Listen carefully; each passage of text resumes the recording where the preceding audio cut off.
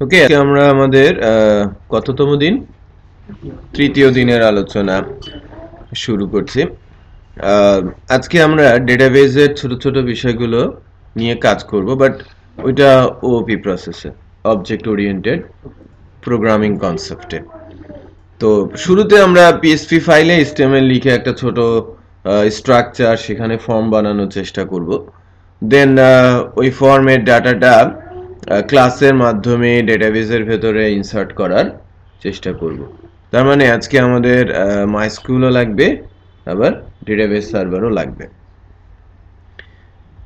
নতুন চারজনের জন্য একটা বিষয় একটু ক্লিয়ার করব আর কি, এবং এর সাথে সাথে জুবায়ের বা আদার্স যাদের একটু লিমিটেশন আছে, তা হচ্ছে যে এই যে এইটা কি একটা কন্ট্রোল প্যানেল, তাই না? কার? জ্যাম্পের, রাইট? XAMPP control panel 3.2.2। এটা একটা অ্যাপ্লিকেশন সফটওয়্যার যেখানে ইনফ্যাক্ট 5টা সার্ভার, এখানে খেয়াল করেন যে ওয়েব ডেভেলপমেন্টের জন্য যে 5টা সার্ভার লাগে মিনিমাম, সেই 5টা সার্ভারই দেওয়া আছে। PHP 7.02 running latest version. So এই পিএসপির লেটেস্ট ভার্সনটা অলওয়েজ পাওয়া যায় বেশ কিছু অ্যাপ্লিকেশন সফটওয়্যারে। যদি আমি ইন্ডিভিজুয়ালি বলি, অ্যাপাচি হচ্ছে পিএসপি সার্ভার, বাট ওই অ্যাপাচিটাকেই এই যে জ্যাম্প, ওয়াম্প, ল্যাম্প নামে যে অ্যাপ্লিকেশন সফটওয়্যারগুলো আছে তার ভেতরে অ্যাড করে করে দেয়া হয়। যে আপনি অ্যাপাচি ইনস্টল করেন, আপনি আলাদা করে মাইস্কুয়েল ইনস্টল করেন, আলাদা করে ফাইলজিলা, মার্কারি, টমক্যাট ইনস্টল করতে পারেন। প্রত্যেকে কি ইন্ডিভিজুয়াল। যা বলছিলাম, দেখেন যে আলাদা আলাদা সার্ভার এইগুলো, হ্যাঁ। অ্যাপাচি পিএসপির জন্য সার্ভার কি, তাই না? আপনার নাম জানো কি? সাইফুল। আচ্ছা, আপনার মেশিনে যদি মাইক্রোসফট অফিস না থাকে, আপনাকে একটা ওয়ার্ড ফাইল দেয়া হলো, সেটা খুলতে পারবেন? হ্যাঁ, অফিস নাই, বাট আপনার মেশিনে অফিস নাই, আপনাকে ওয়ার্ড ফাইল দেয়া হলো, সেটা আপনি খুলতে পারবেন কিনা?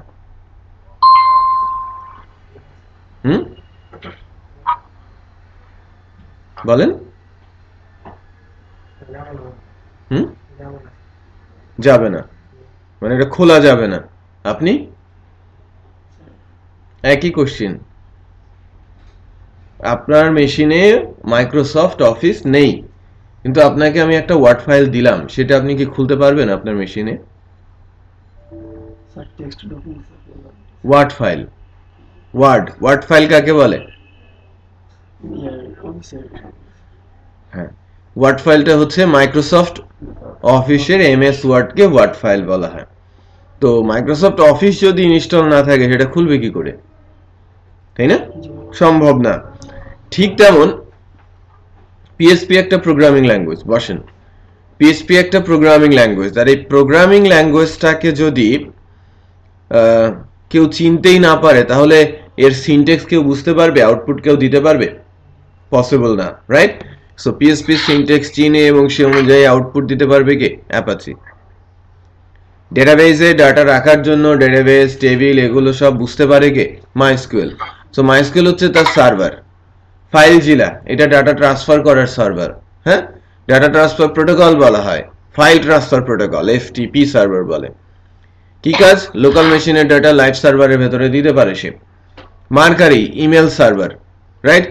লোকাল মেশিনে ইমেল আনা নেওয়ার জন্য, নেয়া দেওয়ার করার জন্য মার্কারি সার্ভার ইউজ হয়। আর টমক্যাট হচ্ছে সি শার্প, যে ল্যাঙ্গুয়েজ আছে না, C plus plus, C sharp, এদের জন্য টমক্যাট সার্ভার। জাভা, টমক্যাটের জাভা বা সি শার্পের জন্য টমক্যাট সার্ভার ইউজ হয় ফর ওয়েব অ্যাপ্লিকেশন।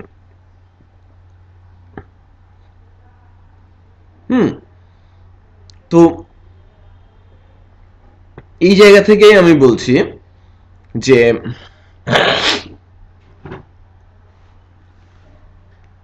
এই জ্যাম্প নামে একটা অ্যাপ্লিকেশন সফটওয়্যার আছে যেটা ইনস্টল করলে একসাথে সবগুলো ইনস্টল হয়ে যায় এবং আলাদা করে কনফিগার করার কোনো প্রয়োজন পড়ে না। আর পিএসপির কোডগুলো এই জ্যাম্প যদি ইনস্টল থাকে, জ্যাম্পের ভেতরে htdocs নামে ফোল্ডার থাকে, সেই ফোল্ডারের ভেতরে রাখলেই এটা অ্যাপাচির মাধ্যমে রান করানো যায়। আজকে আমরা দেখবো যে কিভাবে অ্যাপাচির মাধ্যমে রান, গতদিনও কিন্তু আমরা রান করিয়েছি না, view file, class file, exactly. তো ওই জায়গায় আর আজকের দিনে নতুন একটা সার্ভার আমি রান করে নিয়েছি, তার নাম কি MySQL। সো MySQL এ আমরা যাব একটু পরে, বাট তার আগে পিএসপি ফাইলে HTML লিখে একটা স্ট্রাকচার, একটা ফর্ম দাঁড় করানোর চেষ্টা করি, যে অল্প কিছু ডাটা আমি আজকে ইনসার্ট করতে চাচ্ছি ডেটাবেসে। আমার মেশিনে আমি নেটবিনসকে ওপেন করে নেই।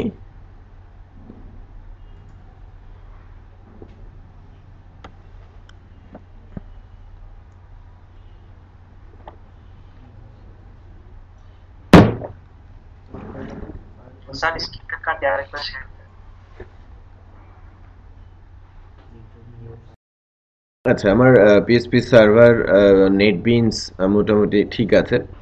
Laravel batch 11। সো আমি htdocs এ যাব এখন। htdocs এ গিয়ে আজকে ডে 3 তে কিছু কাজ করার চেষ্টা করব। গত দিনের ফাইলগুলো এখানে রয়েছে।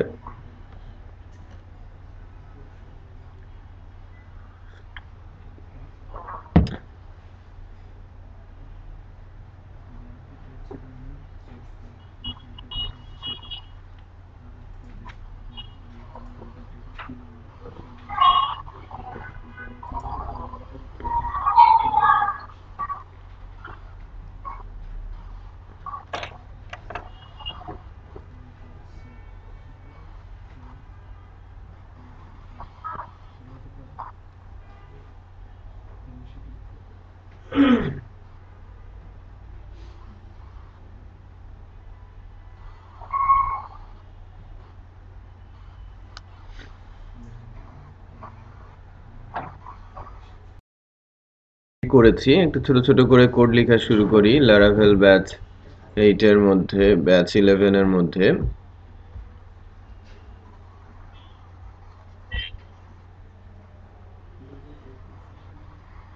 প্রজেক্ট স্ক্যানিং হচ্ছে। আমরা যারা পারি করে ফেলি একটা ছোট্ট layout, logo, banner, menu, left content, right আর নিচে ফুটার। আর ওই কন্টেন্টের ভেতরে প্রথম পেজটাতে আমি দুইটা পেজ বানাবো আর কি। একটা হচ্ছে অ্যাড স্টুডেন্ট আর একটা হচ্ছে ভিউ স্টুডেন্ট। তো সেই হিসেবে আমি করছি ডে 3 এর মধ্যে আমি একটা পিএসপি ফাইল নিই, আপনারাও সাথে সাথে নিতে পারেন। আমি একটা পিএসপি ফাইল নিচ্ছি। ফাইলগুলোর নাম সব স্মল লেটারে দিব, addstudent.php।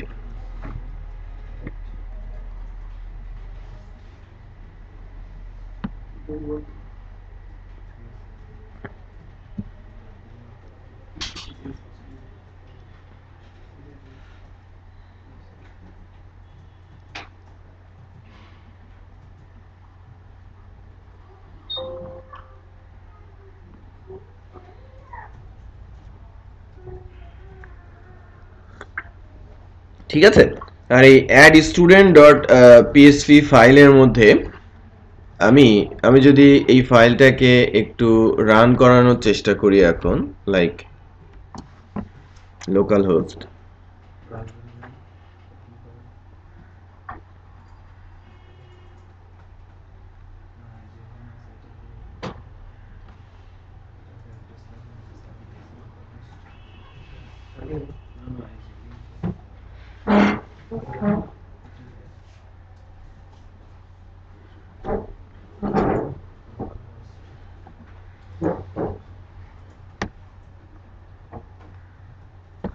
Laravel batch 11 day 3।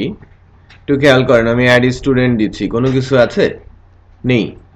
So এটা যেহেতু পিএসপি ফাইল আমাকে এই অনুযায়ী রান করাতে হবে। পিএসপি ফাইলগুলো ব্রাউজারে দিলে রান করবে না, লোকাল হোস্ট দিয়ে পাতে গিয়ে ফাইলের উপর ক্লিক করে রান করাতে হবে। এটা রাখতে হবে কোথায়? জ্যাম্পের htdocs এর মধ্যে। ওকে, এটা নিয়ম। তো আমি একটা HTML কাঠামো দাঁড় করানোর চেষ্টা করব এখন। সেই HTML কাঠামোটা কেমন হয় একটু দেখি। HTML এর শুরুতে HTML লিখতে হয়, ক্লোজিং দিতে হয়, তাই না? দেন হেডের ভেতরে টাইটেল থাকে, Laravel batch 11, দেন বডি। এই হচ্ছে একটা নর্মাল HTML পেজের স্ট্রাকচার।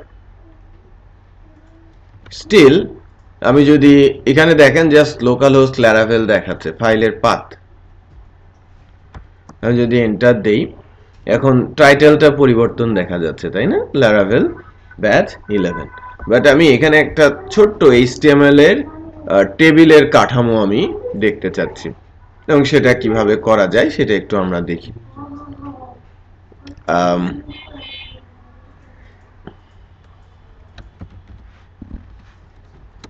টেবিল নিলাম, একটা টেবিলের রো নিলাম, টেবিলের কলাম নিলাম, রাইট?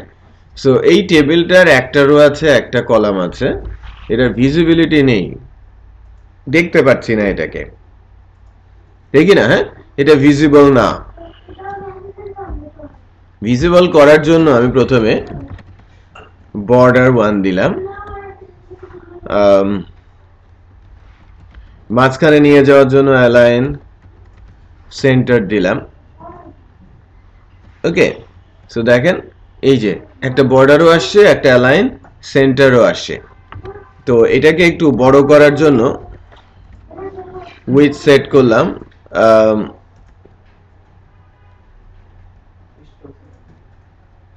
980 পিক্সেল, 980 যেটা স্ট্যান্ডার্ড। দেখেন 980 পিক্সেলের একটা উইডথ হয়েছে। তারপরে আমি যদি বলি একটা হাইট দিব, লাইক অ্যারাউন্ড 1100 পিক্সেল, 1100 পিক্সেল, তাহলে এই টেবিলটার একটা হাইটও আমরা দেখতে পাচ্ছি। তো আমি একটা ছোট্ট লেআউট দাঁড় করানোর জন্য বেসিক্যালি যে ধরনের লেআউট আমি দাঁড় করানোর চেষ্টা করছি সেটা হচ্ছে যে এরকম এই জায়গায় একটা লোগো থাকবে, এখানে একটা ব্যানার, তার নিচে একটা মেনু থাকবে, তারপরে যে লেফট, কন্টেন্ট আর রাইট এরকম হবে, আর নিচে একটা ফুটার থাকবে, রাইট? লাইক কাইন্ড অফ মনে করেন এটা একটা লোগো, আর এই পুরো অংশটা কি ব্যানার। তারপরে এটা হচ্ছে, এখানে লেফট নেই, এটা কন্টেন্ট, আর এটা রাইট, আর সবার নিচে আছে কি আমার ফুটার। হ্যাঁ, এই যে নিচের এই যে জায়গাটা, এই নিচের জায়গাটাকে থাকবে হচ্ছে আমাদের ফুটার।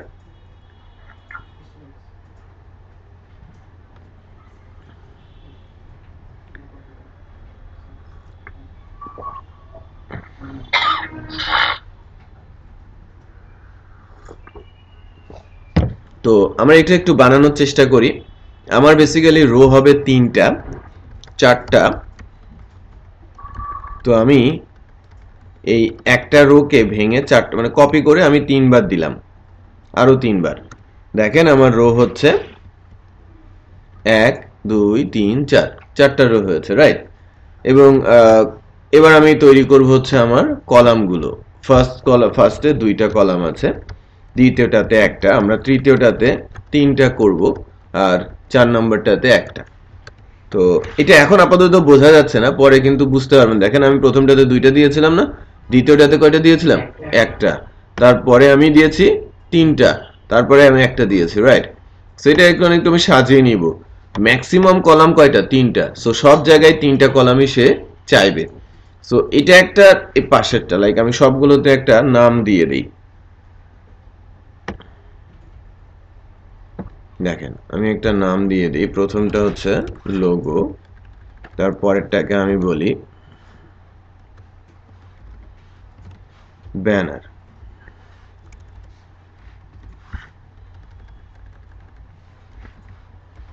মেনু, লেফট, কন্টেন্ট, রাইট, ঠিক আছে। ফুটার,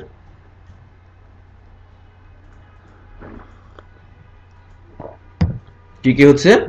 লেফট, কন্টেন্ট, রাইট আর ফুটার। সো এটা আমি সেভ করে রান করাই, লেটস চেক, এরকম এসছে, তাই না? সো এবার আমি লোগোটাকে এবং ব্যানারটাকে একটু সাইজ করে নিই, মানে সমান করে নিই। মনে করেন আমি যদি বলি কলাম স্প্যান 2, তাহলে সে এই জায়গাটা দখল করে নেবে, তাই না? স্প্যানটা বেড়ে যাবে। স্প্যান হয়েছে, তাহলে মেনুতে কত স্প্যান দিব? পেছনে পেছনে পেছনে 3, কারণ সে এক আছে, 3 দিলে 3 জনের সমান হবে। ওঠার দরকার নেই, হ্যাঁ, আমি যখন জিজ্ঞেস করবো বসে থেকে বলবেন কলাম স্প্যান 3। নিচের এগুলো দরকার আছে, কলাম স্প্যান দরকার নেই। ফুটারে কয়টা দিব? ফুটারে কলাম স্প্যান কয়টা হবে? 3টা হবে, হ্যাঁ। কলাম স্প্যান যখন 3 দিব তখন সে 3 জনের সমান হবে, ঠিক আছে? 3 জনের সমান হচ্ছে, বাট এখনো স্ট্রাকচারটা ঠিক সমানভাবে আসে নাই, কারণ উইথ হাইটে একটা গন্ডগোল রয়ে গেছে। সো উইথ আর হাইট আমি সেট করার চেষ্টা করছি। দেখেন লোগোতে আমি উইথ দিব হচ্ছে 150 পিক্সেল, যাতে উইথটা বেড়ে যায়, মানে কমে যায়। কমে গেছে না? সাথে সাথে কিন্তু দেখেন এই পাশের জন লেফটও কমে গেছে। এটা HTML এর নিয়ম, HTML টেবিলের নিয়ম। আবার যদি আমি লোগোর হাইট কমাই, ব্যানারের হাইটও কমে যাবে, এটাই কিন্তু রুলস। সো হাইট 150 পিক্সেলই আমি দিচ্ছি, কমে গেছে না? সো আমি হাইট কমালে একই রোয়ের সবগুলো কমে যাবে, আবার উইথ কমালে একই কলামের সবগুলোর উইথ কমে যাবে। এটা হচ্ছে টেবিলের লিমিটেশন। মেনুর ক্ষেত্রে আমি বলছি হাইট 50 পিক্সেল। দেখেন অটোমেটিক এগুলো কমে যাচ্ছে আর এই মাঝের জনের জায়গা বেড়ে যাচ্ছে। ফুটারকে কি করব?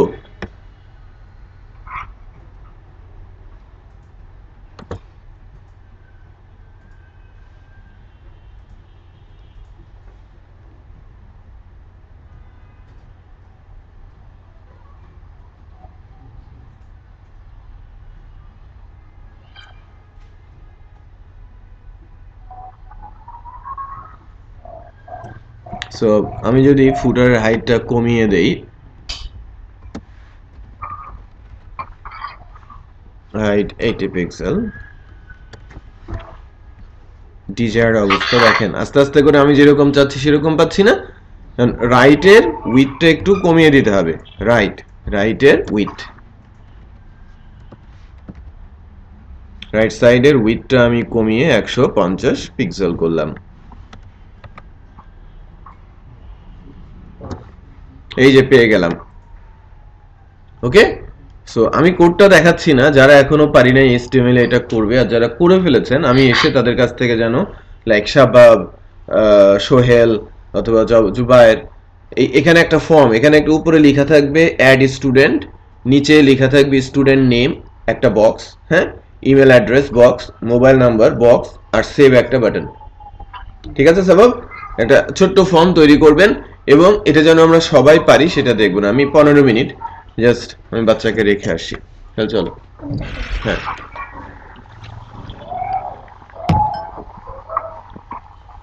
রেখে চলো। এখানে একটু যখন আমি গুছিয়ে এই ফর্মটা বানাতে যাব, তখন মূলত টেবিলের ভেতরে আরো একটা টেবিল নেওয়াটা জরুরি।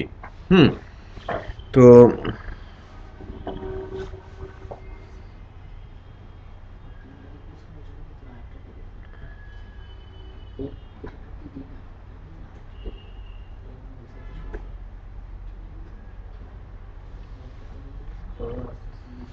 এখানে সেটা একটু করার চেষ্টা করি। স্যার স্ক্রিন চলে গেছে, স্ক্রিনটা আরেকবার শেয়ার।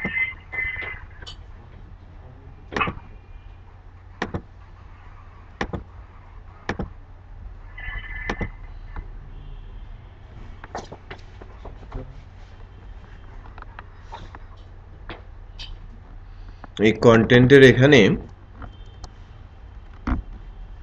এরকম করে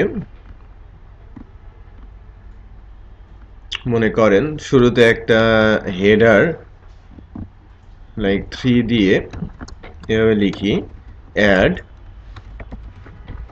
স্টুডেন্ট। h3 হচ্ছে HTML এর হেডার ট্যাগ, আমরা সবাই জানি। মাঝামাঝি এসেছে, খেয়াল করেছেন? হেডারে তো মাঝামাঝি থাকলে হবে না, উপরের দিকে থাকতে হবে। এর জন্য এই টিডিতে একটা অ্যাট্রিবিউট লেখা হয় ভি অ্যালাইন, ভার্টিক্যাল অ্যালাইন, এবং যাকে বলা হয় টপ।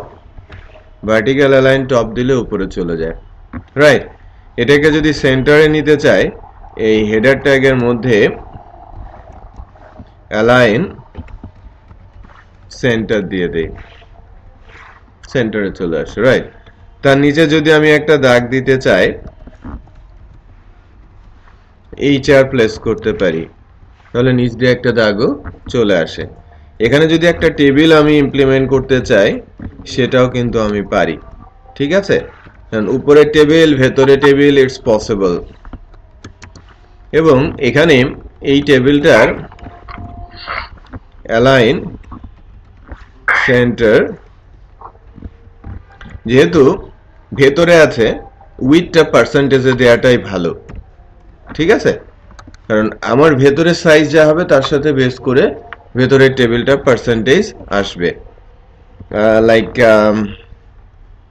বর্ডার দিয়ে দিই, বর্ডার দিলে ভিজিবল হবে।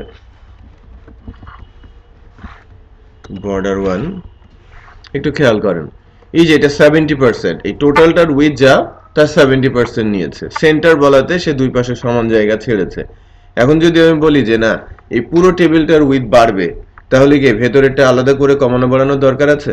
নেই, যেহেতু পার্সেন্টেজ, সে অটোমেটিক সেটা পেয়ে যাবে। সো এই পদ্ধতিটা মনে রাখবেন।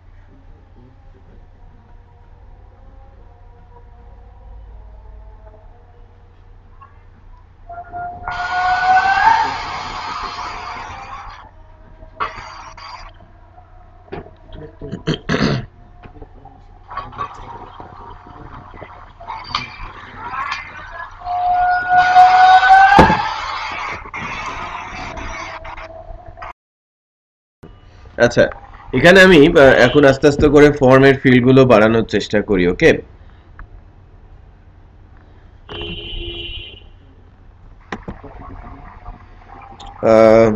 এখানে দুইটা করে টিডি আমি প্লেস করব।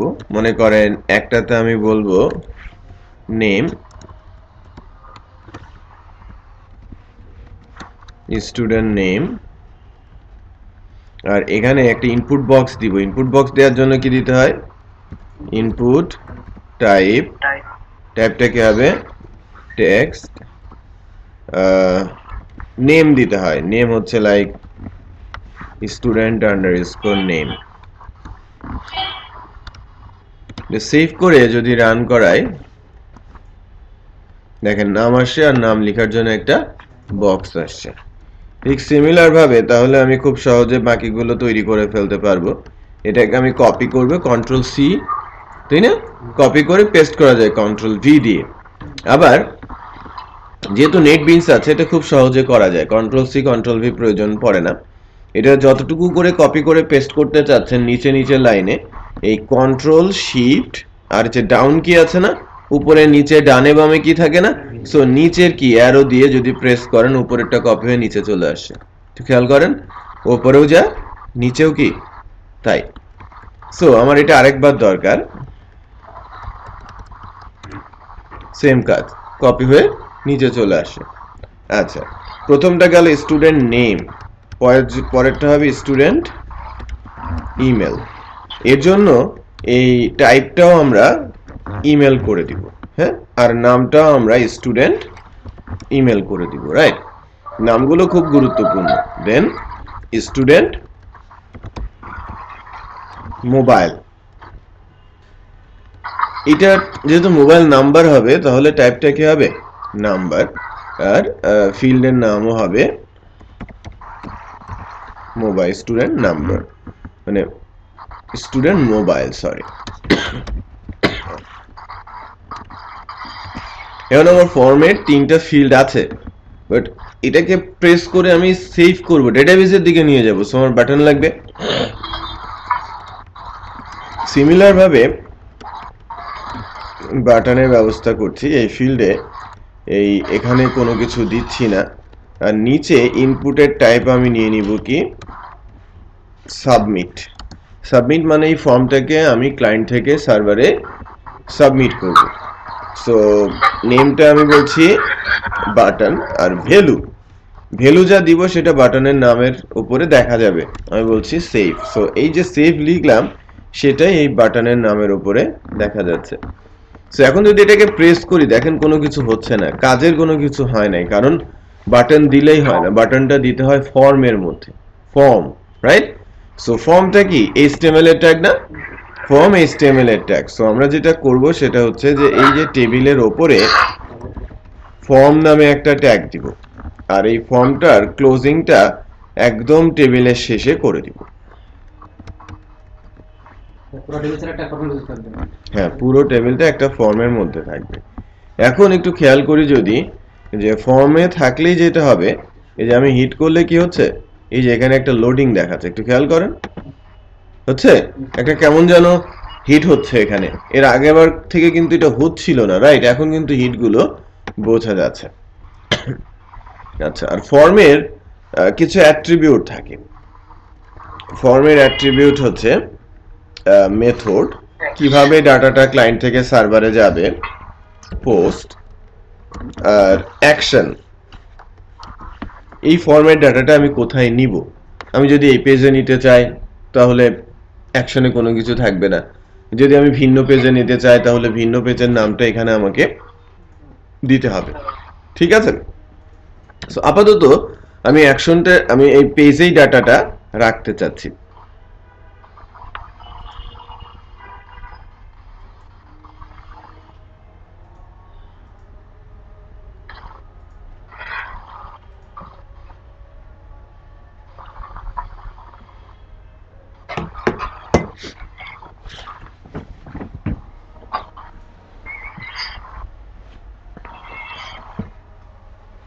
ওকে, তো এইবার আমাদের কিন্তু কিছু কাজ করতে হবে। আমি ফর্ম হয়েছে, আমাদের ডাটাগুলো ডেটাবেসে দিব, বাট ডেটাবেসটা কি, কিভাবে ডেটাবেস তৈরি হবে, ডেটাবেসের ভেতরে ডাটা কিভাবে থাকবে, সেই বিষয়গুলো নিয়ে একটু আমাদের আলোচনা, পর্যালোচনা রয়েছে।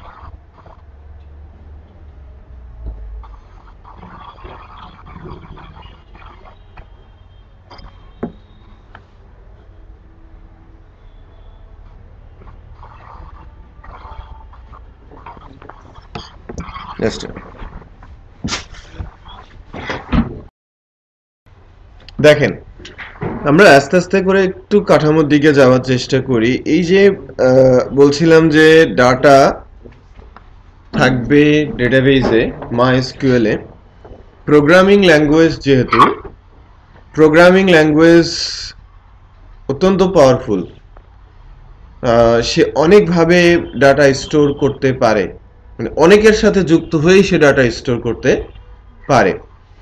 সে ফাইলের মধ্যে ডাটা রাইট করে রাখতে পারে। ফাইল বলতে ধরেন নোটপ্যাড, এক্সেল ফাইল, এর ভেতরেও সে ডাটা রাইট করতে পারে। বাট ওই ডাটাগুলো কতটুকু যুগ উপযোগী হবে, যে ডাটাগুলো যদি একজনের সাথে আরেকজনের রিলেশন তৈরি করতে হয়, এই মনে করেন স্টুডেন্টের ইনফরমেশনের সাথে তার ক্লাসের রেজাল্ট ম্যাচ করাতে হয়, তাহলে একজনের সাথে অনেক কিছু রিলেশন করতে হয় না, যোগাযোগ স্থাপন করতে হয়। সেটা তো ফাইলের সাথে ফাইল বা এক্সেলের সাথে এক্সেল করা সম্ভব না। তো রিলেশনাল অ্যালগোরিদম বলে একটা বিষয় আছে, যে আমি যখন ডাটাগুলো রাখবো, অনেক ডাটা তো, তাই না? অনেক ডাটা, অনেক ধরনের ডাটা। একটা সাইটের মধ্যে কি এক ধরনের ডাটাই থাকে? যদি আমি বলি যে আমরা একটা ব্লগ সাইট বানাবো, এটা ভেরি সিম্পল, সবচেয়ে সহজ টাইপের মধ্যে একটা। তো এখানেও ব্লগ আছে, কোন ক্যাটাগরি হবে সেই ক্যাটাগরি আছে, কে ব্লগটা লিখছে তার একটা ইনফরমেশন আছে, রাইট? কে কমেন্টস করছে তারও কিছু কমেন্টস ইনফরমেশন আমাকে রাখতে হবে। খেয়াল করে দেখেন, চার ধরনের ডাটা কিন্তু হয়ে গেল, তার মানে 4টা টেবিল আমার লাগবে। মানে একই ধরনের ডাটা একটা টেবিলে থাকে। মনে করেন আমি বলছি যে একটা টেবিল বলতে কি, আপনারা রেজাল্ট দেখেন না? কি নাম থাকে? সিরিয়াল নাম্বার থাকে, নাম থাকে, মার্কস থাকে, আর গ্রেড থাকে, থাকে না? এখন ওর মধ্যে যদি আপনার একটা রোতে আপনার নাম ধাম, তারপরে হচ্ছে বলা হলো যে রোল, দেন গ্রেড, দেন আপনার মার্কস, গুড। বাট আরেকটা রোতে দেখা যাচ্ছে যে আপনি অন্য আরেকটি ইনফরমেশন, যে ওই স্কুলে কি কেনা হয়েছে সেই ইনফরমেশন দেওয়া। আপনারা কি ওখানে ডাটাগুলো ঠিকঠাক মতো খুঁজে পাবেন? আপনাদের বোর্ডে রেজাল্ট পাবলিশ হয়েছে, বাট রেজাল্টের মধ্যে মাঝে মাঝেই স্কুল কি ক্রয় করেছে, বিক্রয় করেছে, সেই ইনফরমেশন গুলো দেওয়া আছে, হলো? নাকি অন্য জায়গায় সেটা থাকতে হবে? কি ক্রয় বিক্রয় করলো সেটা আলাদা জায়গায় থাকতে হবে, তাই কিনা? তো ঠিক তেমন যখন সফটওয়্যার বানানো হয়, অনেক ধরনের ডাটা যখন স্টোর করতে হয়, তখন আলাদা আলাদা ডাটা আলাদা আলাদা টেবিলে রাখতে হয়। টেবিল যার রো আর কি আছে, কলাম আছে। ওই যে আপনারা রেজাল্ট দেখেন না, রেজাল্টে দাগ কাটা কাটা থাকে না, যে সিরিয়াল নাম্বার, নাম, মার্কস, গ্রেড, ওইটাকে টেবিল বলে। এক্সেল যে ফাইলটা দেখেন সেটাও কিন্তু টেবুলার ফরম্যাটেই থাকে। আবার যখন প্রজেক্টের মধ্যে ডাটা স্টোর হবে, সেটাও টেবুলার ফরম্যাটেই হবে। আমরা কলাম নির্ধারণ করে দিব, আর ওই কলামের মধ্যে এক এক করে ডাটা আসতে থাকবে। আমি বুঝতে পারছি? এটাই আমি বলছিলাম। তো কিভাবে সেটা করা যায় সেটাই আমরা একটু দেখার চেষ্টা করছি। সো প্রথমে সার্ভার বিষয়টা আমাদের বুঝতে হবে। যেমন পিএসপিতে কোড রেখে রান করাতে হয়, ডেটাবেসে কি কোড রাখতে হয় না, ডেটাবেসে স্টোরেজ লোকেশন তৈরি করতে হয়। সো যেহেতু আমাদের অ্যাপাচি রানিং আছে, এই যে অ্যাপাচি রানিং আছে, মাইস্কুয়েল রানিং আছে, আমরা সার্ভারে যেতে গেলে যেটা আমাকে করতে হবে সেটা হচ্ছে লোকাল হোস্ট স্ল্যাশ দিয়ে পিএসপি মাই অ্যাডমিন লিখতে হবে। ঠিক আছে, তাহলে আমরা মাইস্কুয়েল ডেটাবেস সার্ভারে চলে আসব।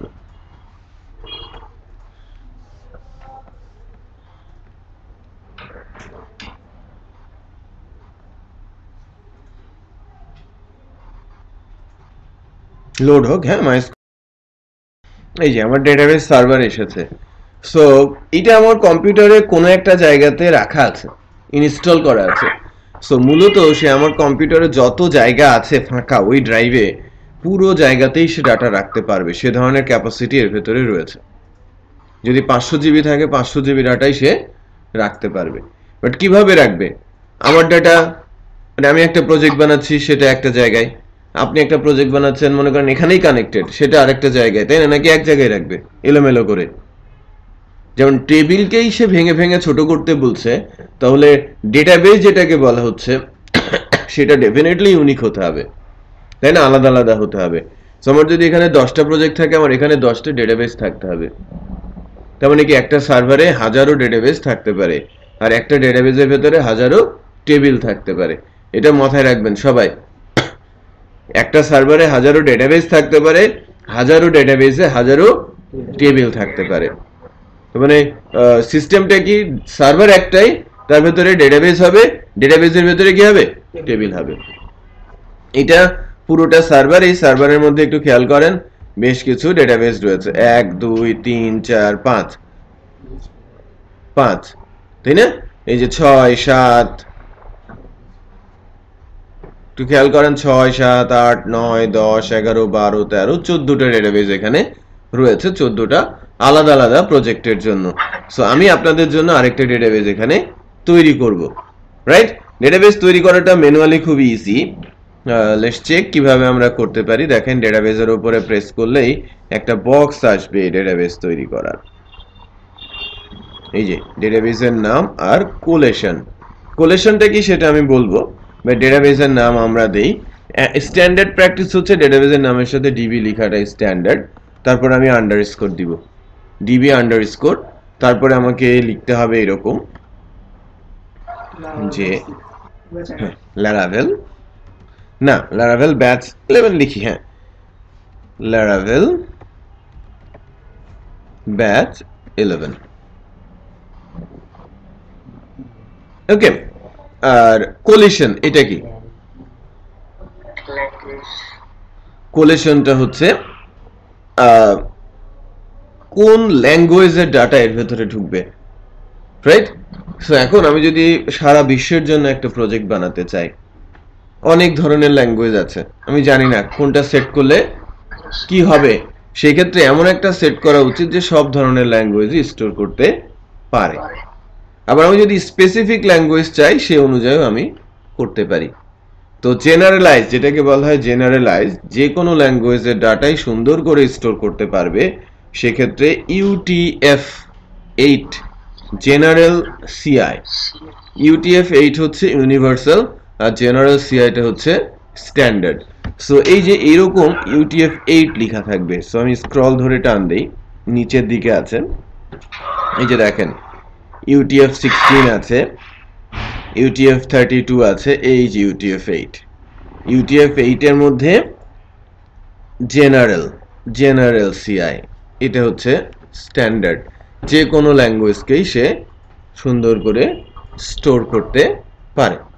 তো আমরা অলওয়েজ সিলেক্ট করব UTF-8 সেগমেন্ট, প্রয়োজন অনুযায়ী জেনারেল সিআই বা আদার্স, এগুলো অ্যাকচুয়ালি ডিবি ইঞ্জিনিয়ার যারা সিনিয়র তারা এগুলোকে সেট করে দেবে। যদিও আপনারা যখন ছোট বড় কোম্পানিতে কাজ করবেন, যদি ডেটাবেস ইঞ্জিনিয়ার না থাকে সেই ডেটাবেসকে আপনাকেই বানাতে হবে।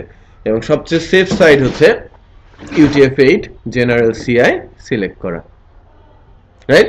লস কম। ওকে, তো আমি যদি এখন ক্রিয়েট বলি, আমার ডেটাবেসটা ক্রিয়েট হয়ে যাবে।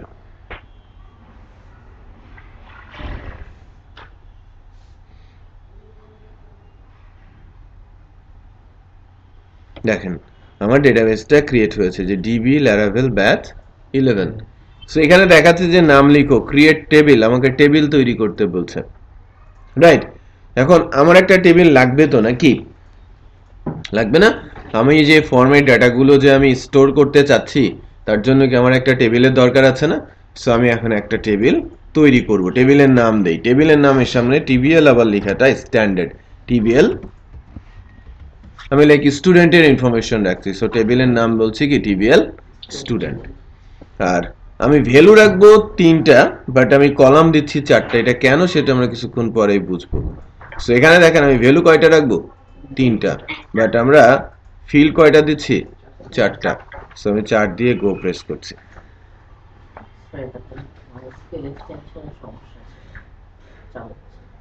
তাই না? তাহলে ওটাকে নতুন করে সেট আপ দিতে হবে। কেন, কি বলছেন? তাই নাকি? সো অন্য আরেকটা ড্রাইভে জ্যাম্প ইনস্টল দিয়ে দেন।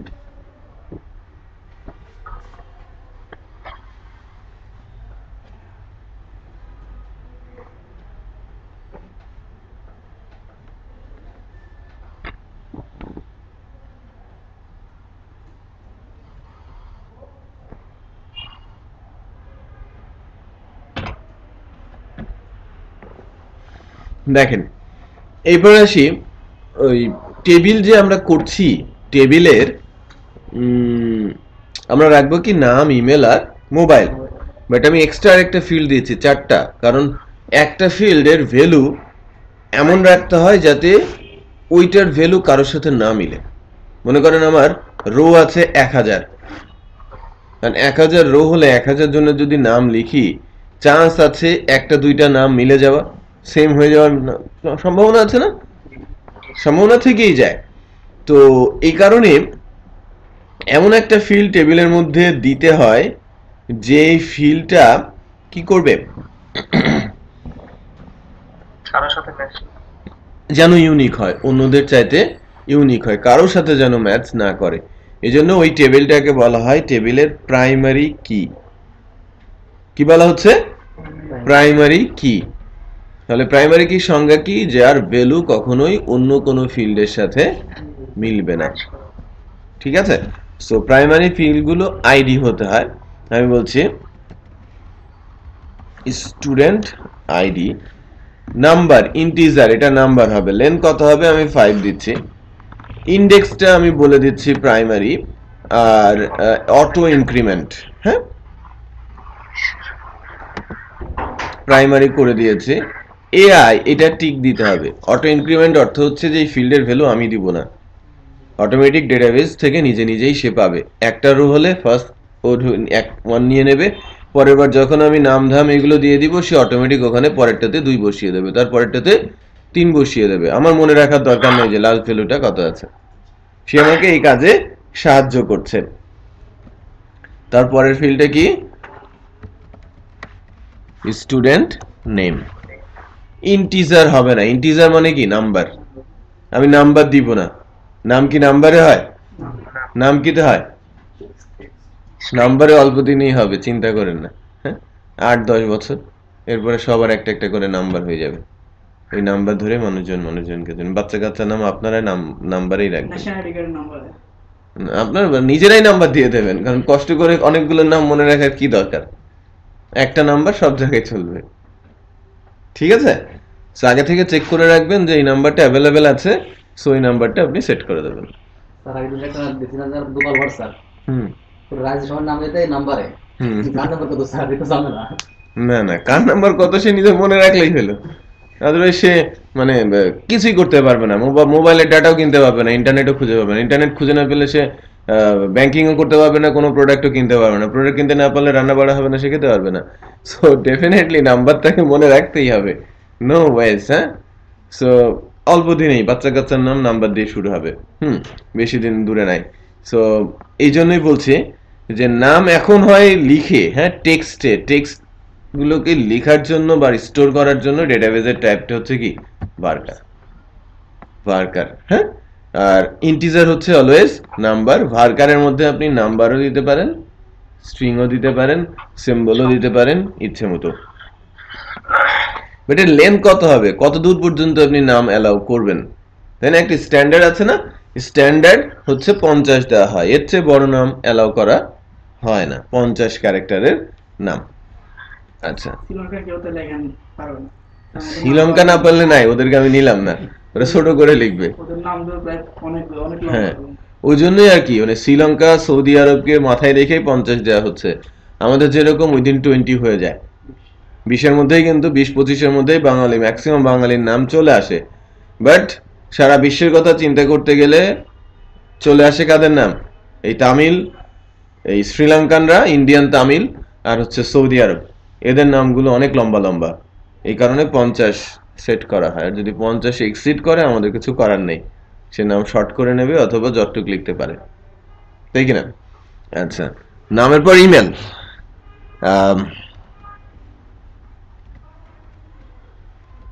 স্টুডেন্ট ইমেল, এটাও ভার্কারে রাখি।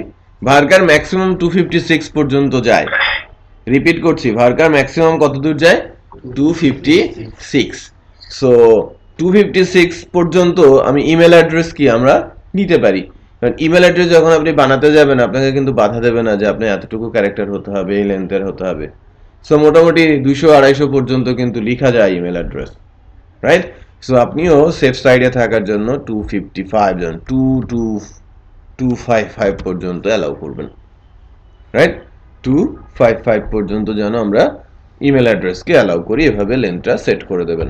তার মানে আপনার এই যে 50 আমি এখানে লিখলাম না, সেক্ষেত্রে আমাদের যেটা করতে হবে যে আমাদের যে ফর্মটা আছে এই, হ্যাঁ বলেন।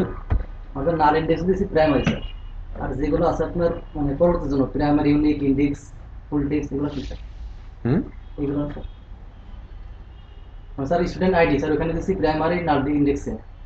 আপনার স্যার আর যেগুলো আছে প্রাইমারি আছে, ইউনিক আছে, ইনডেক্স, ফুল টেক্সট, এগুলো কি স্যার মানে কনক্রিট করে ইন্ডেক্স বুঝলেন না স্যার প্রাইমারি স্যার আমরা দিছি এই যে দাঁড়ান এই যে এটা তো হ্যাঁ প্রাইমারি ইউনিক ইন্ডেক্স ফুল টেক্সট স্পেশাল এটা আলাদা আলাদা টাইপ আর কি ইউনিক আলাদা রকম লাইক আপনি email address mobile number unique দিতে পারেন রাইট ইন্ডেক্স আলাদা একটা জিনিস মানে এটাও এই ইন্ডেক্সিং এরই একটা অপশন যে ইন্ডেক্স বলতে যেটাকে বোঝায় যে কিভাবে বলি নাম্বারিং করে করে রাখে না ঠিক তেমন একটা সিস্টেম যে আপনি একটা পার্টিকুলার ফিল্ডকে আপনি কোনো একটা জায়গাতে ইন্ডেক্স করে দেবেন লাইক যেটাকে বলে যে হ্যাঁ ওই ডিকশনারিতে শব্দ খোঁজার মতো বা ওই যে আপনারা ইন্ডেক্স পেজ তৈরি করে দেন না একটা বইয়ের ইন্ডেক্স পেজ থাকে না যে ওটা দেখলে কোথা থেকে কি আছে সেটা চাওয়া যায় সেরকমের আর কি ইন্ডেক্স মেনশন করা ফুল টেক্সট এটা বিট ডিফারেন্ট স্টোরেজের একটা ইস্যু যখন আপনি বিগ স্টোরেজ ডাটা নিয়ে কাজ করবেন তখন ফুল টেক্সট ফিল্ডটা অ্যাপ্লাই করা হয় আবার এই যে স্পেশাল আমার এই ফিল্ডটা স্পেশাল আপনি মেনশন করে দিলেন যে যখন যে ফিল্ডটা আপনার জন্য যে রকমের গুরুত্বপূর্ণ সেভাবে আপনি মেনশন করে দেবেন যেটা প্রাইমারি এটা ইউনিক এটা ইন্ডেক্স এটা স্পেশাল রাইট এটা ফুল টেক্সট এভাবে আমাকে যেতে হবে আচ্ছা এখন ইমেল অ্যাড্রেস গেছে স্যার ডাটাবেজের আপনাদের রিলেশনের কাজটা এগুলো হচ্ছে স্যার ডাটাবেজের ওদের ওই ফাংশন এটা হ্যাঁ এটা অটোমেটিকই করে ফেলে সে নিজের মধ্যে থেকে এটাকে রিলেশন তৈরি করে ফেলে আমাদের শুধু ফিল্ডগুলো একটার সাথে আরেকটা দিয়ে দিতে হয় এটা আপনারা দেখবেন আমি যেটা বলছিলাম যে এখানে যখন আমি বলছি স্টুডেন্ট নেম 50 আর ইমেল অ্যাড্রেস 255 দ্যাট মিন্স এই যে ফর্মটা দেখতে পাচ্ছেন যে এখানে যেন 50 ক্যারেক্টারের বেশি লেখা না যায় মানে এখানে যেন 50 ক্যারেক্টারের বেশি লেখা না যায় এখানে যেন 255 এর বেশি লেখা না যায় সে ধরনের সিস্টেম আমাকে করে দিতে হবে আদারওয়াইজ লিখে ফেললে তো সে এক্সপেক্ট করবে যে সেভ হয়েছে সেটা বোঝেন না থামিয়ে দিতে হবে ইউজারকে আচ্ছা লাস্টেরটা আমি লিখে নেই মোবাইল নাম্বার তারপরে আমি পরেরটাতে যাচ্ছি সিস্টেমেটিক স্টুডেন্ট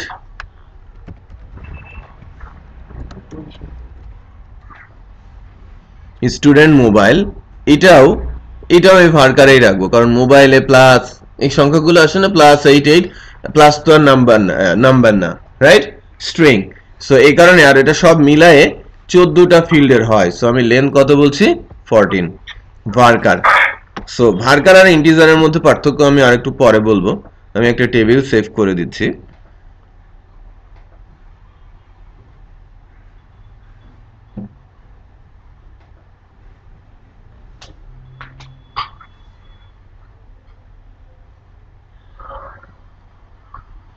দেখেন একটা টেবিল হয়ে গেছে যেহেতু এটা প্রাইমারি এটা চাবির মতো সাইন চলে আসছে ঠিক আছে আর ফিল্ডগুলো কি টাইপের কত ভ্যালু সেটা এখানে বোঝা যাচ্ছে এই অনুযায়ী আমার ফর্মটাকে যদি আমি আপডেট করি তো সেই ক্ষেত্রে এখানে একটা অ্যাট্রিবিউট সেট করব ম্যাক্স লেন্থ কত দিব 50 মানে 50 এর বেশি এখানে লেখাই যাবে না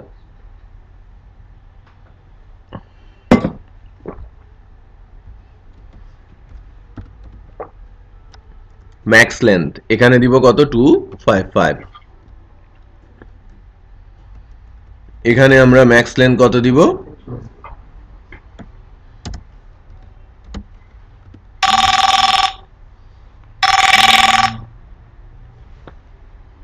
হ্যালো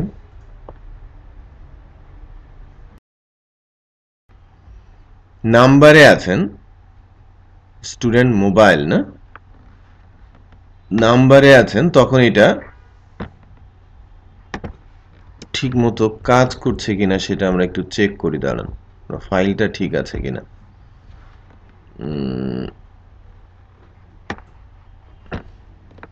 ইটস নট ওয়ার্কিং তো আমি নামের ক্ষেত্রে 5 দিয়েছি A B C D E F দেখেন আমি এফ লিখতে পারছি না রাইট কারণ ওখানে 5 দিয়েছিলাম 5 এর বেশি আর লেখা যাচ্ছে না ঠিক তেমন আমি আবার এখানে চেক করি আমি এটা 50 করে দেই এর নামটা হবে মোবাইল নাম্বার আমি এখানে 2 দেই ম্যাক্স লেন্থ এটা চেক করতে হবে যে টাইপ নাম্বার হলে কাজ করে কিনা কত দিয়েছে 2 না নাম্বার যখন হচ্ছে তখন কিন্তু ম্যাক্স লেন্থটা আর কাজ করবে না আপনি যদি ঠেকাতে চান অ্যাকচুয়ালি নাম্বার দিয়ে তখন এটাকে নাম্বার না দিয়ে কি দিতে হবে টেক্সট, তাহলে সে আর লিখতে পারবে না। সেটা বুঝতে পেরেছেন? সো কন্ট্রাডিক্টরি আছে, কোথায় আপনি কি ইউজ করবেন। সো নর্মালি ওই যে নাম্বারের বক্স খুব কম ক্ষেত্রেই দেখা যায়। নাম্বারের বক্স ওই আপস অ্যান্ড ডাউন কম বেশি করার যেখানে এ স্টেজের জায়গাগুলোতে আপনি নাম্বার হয়তো দেখবেন। আর এই জায়গাগুলোতে যেহেতু অ্যালফাবেটিক আছে, যে আপনি প্লাস অ্যালাউ করছেন, +88 অথবা +82 কান্ট্রি কোড, তখন এখানে আপনি টেক্সটই ইউজ করবেন এবং ফিক্স করে দেবেন। সেখানে আমরা ফিক্স কত করে দিব? 14। এবার হলো আমার টেবিল হয়েছে, আমার ফর্ম আছে, এখন আমাদের পরবর্তী অ্যাকশন।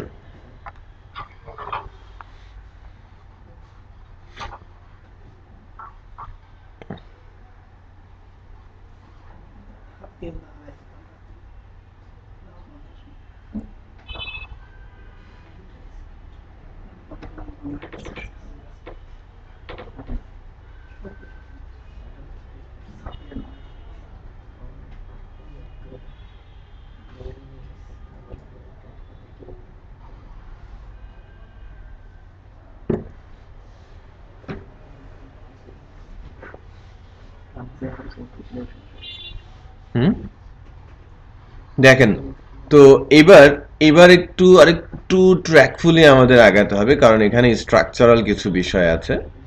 আমি ডে 3 এর মধ্যে একটা ফোল্ডার করছি। যখন প্রজেক্ট আকারে করা হয়, মনে করেন র দিয়েই আমি একটা প্রজেক্ট বানাচ্ছি এবং সে প্রজেক্টের মধ্যে ক্লাস আছে, তো সেক্ষেত্রে ক্লাসগুলোর জন্য ক্লাসেস নামে একটা ফোল্ডার তৈরি করা হয়। আমি ডে 3 এর মধ্যে ক্লাসেস একটা ফোল্ডার নিলাম, আর ক্লাসেস ফোল্ডারের মধ্যে নিউ থেকে আমি একটা পিএসপির ফাইল নিচ্ছি। সেই ফাইলটার নাম বলবো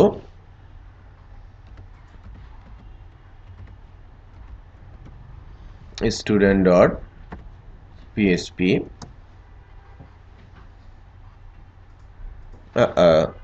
সেটা পিএসপি ফাইল না হয়ে আমি ক্লাস ফাইল নেই, বেটার, তাই না? সো ক্লাসেস ফোল্ডারের মধ্যে নিউ থেকে পিএসপি ক্লাস নিচ্ছি, যার নাম দিচ্ছে student.php। সমস্যা নাই, কোনো সমস্যা নাই, না হবে।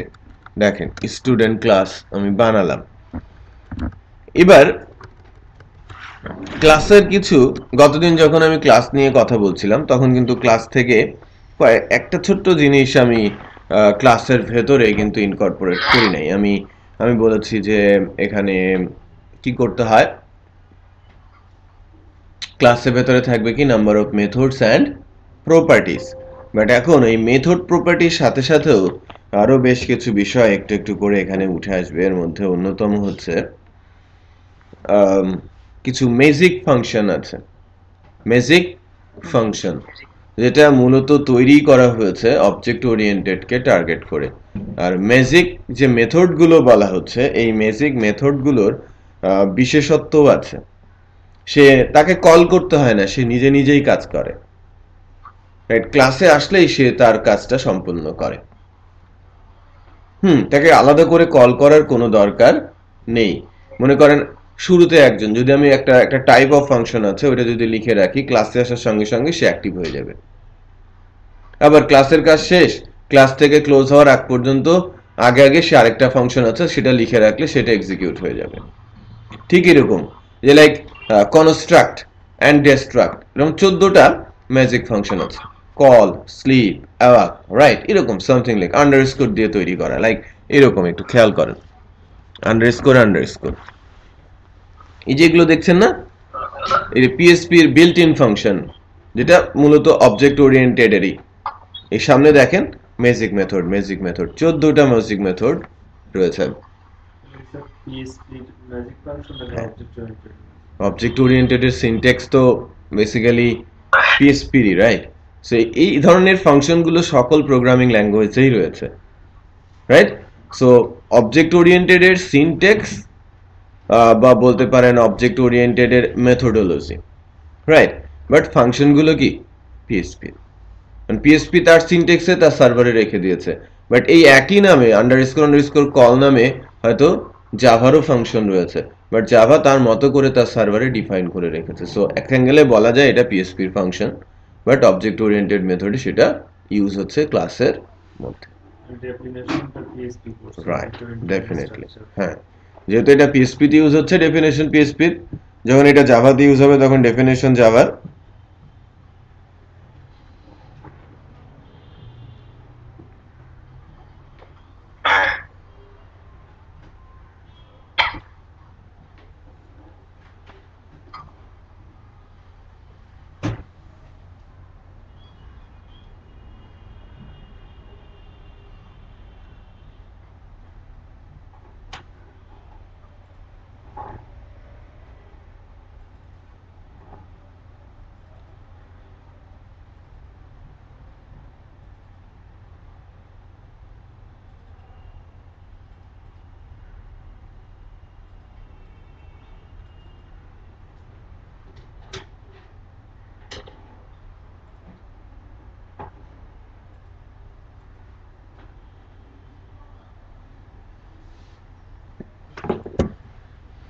ওকে, সো ঠিক তেমনি একটা ম্যাজিক ফাংশন আমরা অ্যাকচুয়ালি এখানে ইউজ করব, আর সেটার নাম হচ্ছে কনস্ট্রাক্ট। আর কনস্ট্রাক্ট যে ফাংশনটা, এটা অলওয়েজ পাবলিক হয়।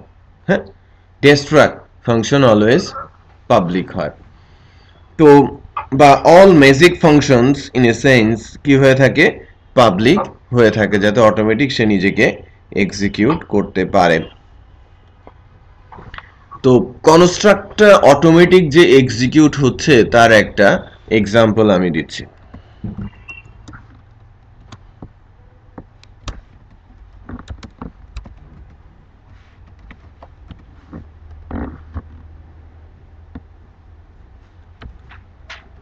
দেখেন, কনস্ট্রাক্টরের মধ্যে আমি হ্যালো লিখেছি, আমরা যে ফাইলটা রান করাচ্ছি যার নাম হচ্ছে student.add_student.php, কোনো কিছু নেই, বাট আমার তো এই ক্লাসের সাথে এই ফাইলটা সংযোগ স্থাপন করতে হবে, হবে না? এই সংযোগ স্থাপন যদি আমি করতে চাই, শুরুতে গিয়ে পিএসপি সাইনের মধ্যে প্রথমে রিকোয়ার করব। রিকোয়ার কি করব, ক্লাসের আন্ডারে স্টুডেন্ট ক্লাসকে রিকোয়ার করে দিব। তারপর একটা অবজেক্ট বানাবো। অবজেক্টটা কিভাবে বানাবো, যে কোনো একটা নাম দেওয়া যেতে পারে, $obj ইকুয়াল নিউ স্টুডেন্ট নিলাম, ক্লাসের অবজেক্ট হলো, রাইট? বাট এখন একটু খেয়াল করেন যে আমি কিচ্ছু করি নাই, জাস্ট লিঙ্ক করেছি এবং অবজেক্ট বানিয়েছি, রাইট? এই স্টুডেন্ট ক্লাসে কোনো ফাংশন কল করেছে? না, করি নাই কিন্তু। হ্যাঁ, দেখেন, তারপরে আমি যখন অ্যাড স্টুডেন্ট ফাংশনকে কল করব, দেখেন এখানে কি দেখাচ্ছে, হ্যালো কনস্ট্রাক্ট।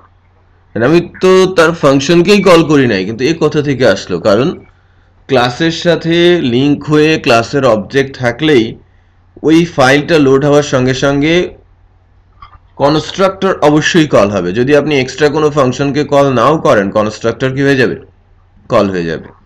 আর যদি ভিন্ন কোনো ফাংশনকে কল করেন, শুরুতে কনস্ট্রাক্টর, তারপরে যাকে কল করা হয়েছে সে কল হবে।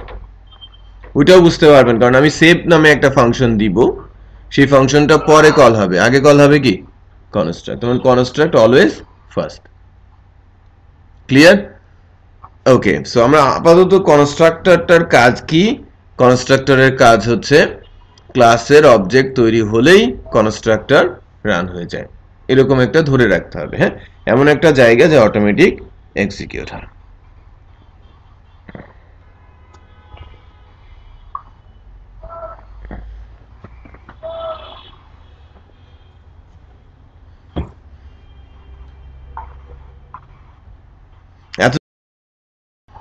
ওকে,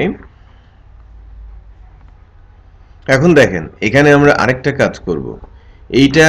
এটার একটা আমরা অ্যাডভান্টেজ নিব। যেহেতু সে অটোমেটিক কল করে, সেহেতু যেটা করব যে সরাসরি ক্লাসে আসার আগেই আমি আমার ডেটাবেস সার্ভারের সাথে কানেক্ট হয়ে যাব। রাইট, কনস্ট্রাক্টরের মধ্যেই আমি ডেটাবেস সার্ভারটাকে কানেক্ট করে ফেলব।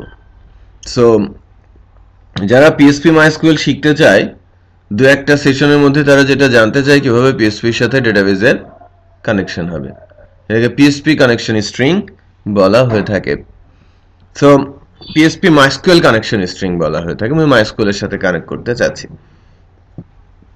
এর জন্য বিশেষ কিছু ভ্যালু দরকার পড়ে। প্রথমটা হচ্ছে host name,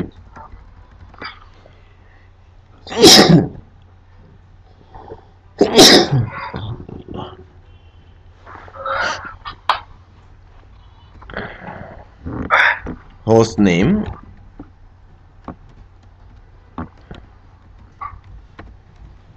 localhost,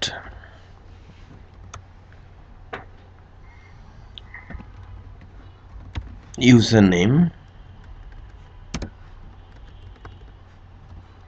the database username, root, password, normally database default password থাকে না, blank পারে।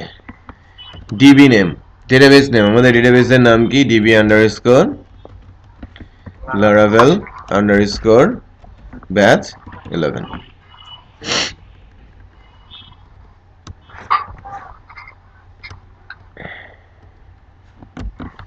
ঠিক আছে না?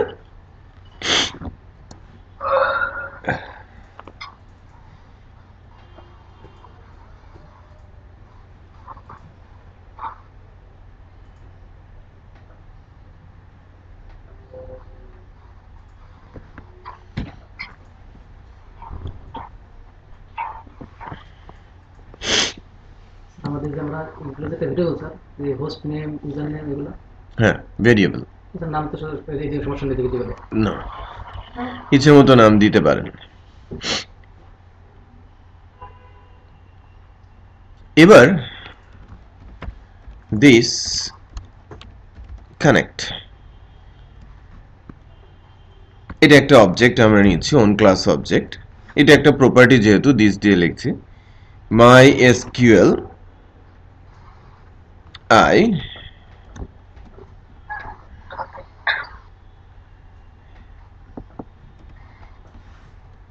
কানেক্ট, তো খেয়াল করেছেন? কারণ মাইস্কুয়েল আই কানেক্ট বলছি, প্রথমটা হচ্ছে হোস্ট, তারপরে হচ্ছে user, password, database, port, socket, অনেক কিছুই সেখানে রয়েছে।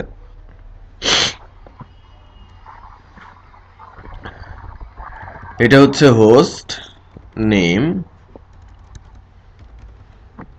ইউজার নেম, পাসওয়ার্ড, এটা আমি বলছি ডিবি নেম। বাকি দুইটা প্রপার্টির আমার দরকার নেই। MySQL I connect, এটা PHP built in ফাংশন। ঠিক আছে, এই চারটার যে ভ্যালু, এই চারটা ভ্যালু ম্যান্ডেটরি দিতে হয়। ম্যান্ডেটরি বেসিক্যালি তিনটা ভ্যালু। এই ডেটাবেস নামটাও ম্যান্ডেটরি না, ডেটাবেস নাম চেক করার জন্য আলাদা PHP ফাংশনই রয়েছে MySQL select db নামে। হ্যাঁ, বাট সেটা আমরা ইউজ করছি না, সরাসরি এখানে ইউজ করছি। তো এই চারটা ভ্যালু যদি ডেটাবেসের কানেকশনের সাথে ম্যাচ করে, মনে করেন হোস্ট নেম রানিং থাকে আমার, MySQL running, user ID, password ঠিক আছে, আর এই নামে ডেটাবেস পায়, তাহলে কানেকশন ট্রু হবে এবং এই অবজেক্টের মধ্যে ট্রু কানেকশন থাকবে। সো আমি এভাবে চেক করতে পারি, ইফ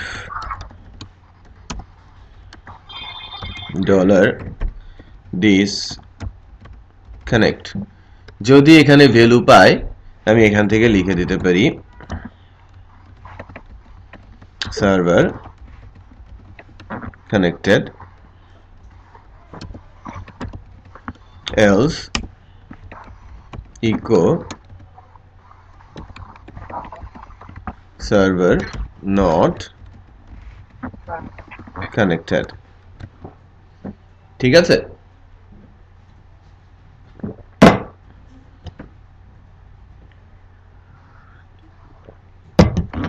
বুঝতে পারছি।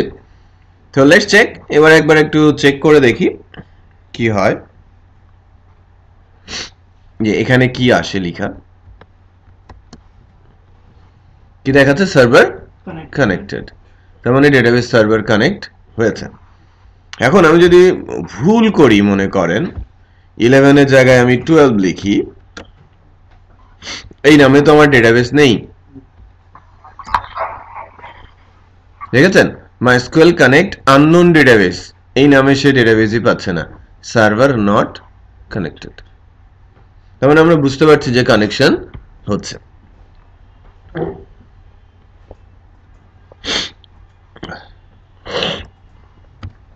এতটুকু আসতে পেরেছেন কিনা?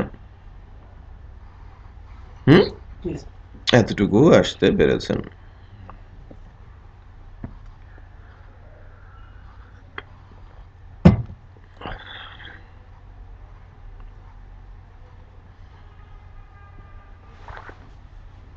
That's good. এখন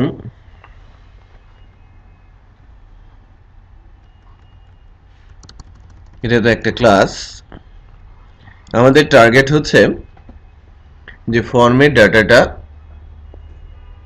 এখানে একটা ফাংশনের কাছে পাঠিয়ে দিব, ফাংশনটা কোয়েরি লিখে ডেটাবেসের ভেতরে ডাটা ইনসার্ট করে দেবে।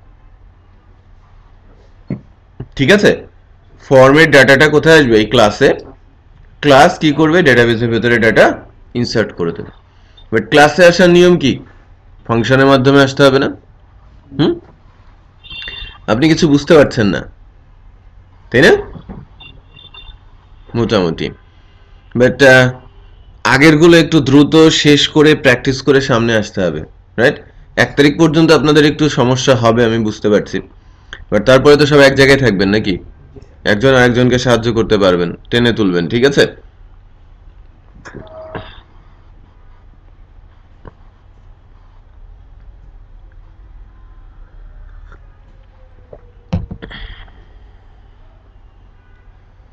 আচ্ছা, এবার আমরা একটা কাজ করি।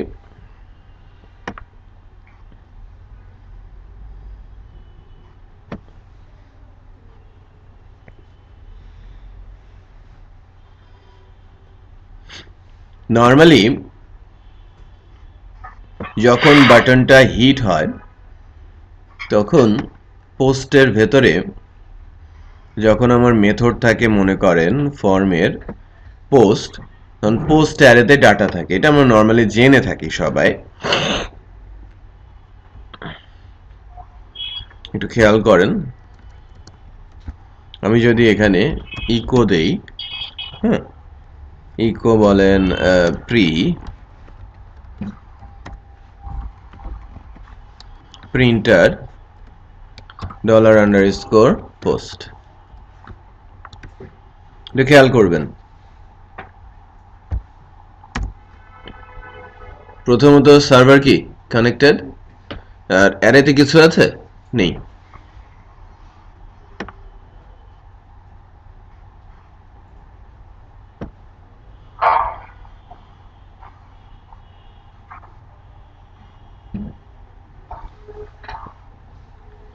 বাট এবার আমি যদি এখানে ডাটা দেই, মনে করেন নেম সাহিল আলম, ইমেলটা আমি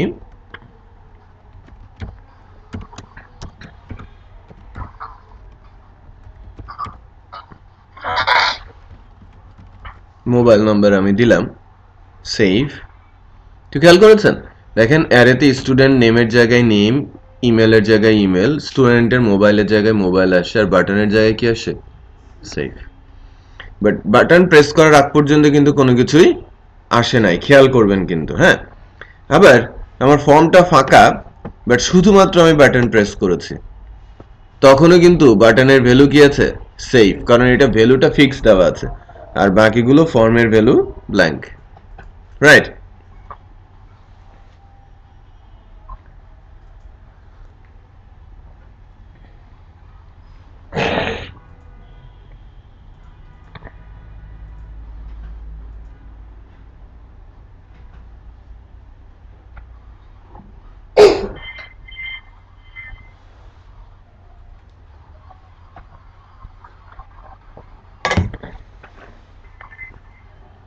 তো এখন আমরা যেটা করব সেটা হচ্ছে যে এরকম, যখন বাটন প্রেস হবে, ইফ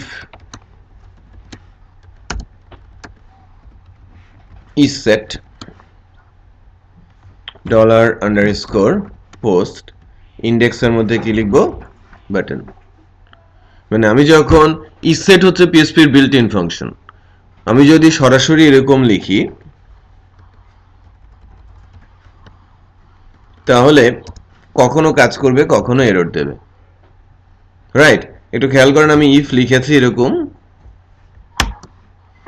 আমাকে বলছে আনডিফাইন্ড ইন্ডেক্স বাটন, কারণ আমি যখন প্রথমবার আসছি তখন তো আমি বাটন প্রেসই করি নাই, তার মানে কি বাটন ইন্ডেক্সটা আমার নেই। পরে যখন আমি বাটন প্রেস করছি তখন কিন্তু এরর চলে গেছে, কারণ কি আমি বাটন প্রেস করাতে ইন্ডেক্স হিসেবে বাটন চলে আসে। সো এই এররটা থেকে বাঁচার জন্য কিভাবে লিখতে হয়, টেকনিকটা হচ্ছে is set। এটা বিল্ট ইন ফাংশন, যদি ইন্ডেক্সে ভ্যালু থাকে ট্রু, না থাকলে ফলস, রাইট? সে অটোমেটিক চেক করে নেবে, সে এরর দেবে না, যেহেতু প্রথমবার বাটনে ভ্যালু নেই, is set কি করে দেবে, ফলস, এই ইফে আসবেই না। আর যখন বাটন প্রেস করব তখন পোস্টের বাটনে ভ্যালু আছে, is set ট্রু হবে, সে ভেতরে চলে আসবে, রাইট? দেখেন, ইকো ইন ইফ, এরর হবে না এবং ইফ দেখাবে। আমি যখন বাটন প্রেস করব তখন কি দেখাচ্ছে, ইন ইফ। বুঝতে পেরেছেন স্টেপগুলো? সেভাবে আগাতে হবে। অ্যাকচুয়ালি আমি এই পর্যন্ত আসার পেছনে মূল কারণ হচ্ছে এখান থেকেই আমি ক্লাসের ফাংশন কল করব এবং এই ফর্মের সব ডাটা কোথায় আছে, পোস্টের মধ্যে না? পোস্টকে পাস করে দিলেই চলে যাবে কার কাছে, অ্যাজ এ প্যারামিটার ওই ক্লাসের কাছে। দেন ওখান থেকে আমরা কোয়েরি লিখে ডেটাবেসে ডাটা ইনসার্ট করে দেব। ওকে, বাংলাদেশ কি আজকে, হ্যাঁ হ্যাঁ, ইসেট হচ্ছে পিএইচপির বিল্ট ইন ফাংশন। এর কাজ হচ্ছে অ্যারের ইন্ডেক্স বা ভেরিয়েবল চেক করা, ভেরিয়েবলে ভ্যালু থাকলেই সে ট্রু বলে, আদারওয়াইজ কি বলে, ফলস। সো প্রথমবার কি হবে, এই কোথা থেকে কি আসছে, শাকিল ওদিকে খেলা দেখছে।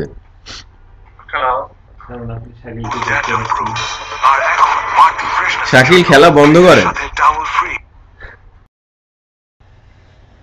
ওকে, দেখেন, সো আমরা কোথায় ছিলাম, এখানে পোস্টের এই জায়গায়, রাইট? তো আমি কোন একটা ফাংশন কল করতে চাচ্ছি, হ্যাঁ না এখন আমি ইয়ে করে দিব, বাড়িয়ে দিব, সমস্যা নাই। এইদিক কোথাও কোনো আওয়াজ আছে? নাই তো, আচ্ছা।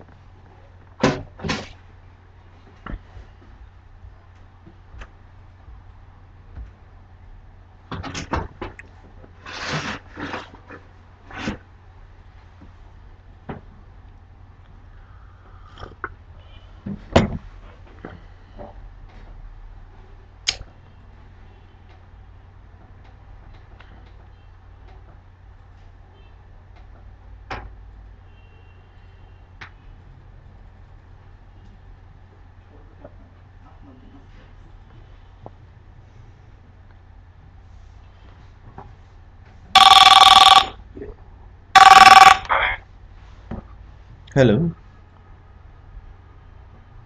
হ্যাঁ হ্যাঁ বলো।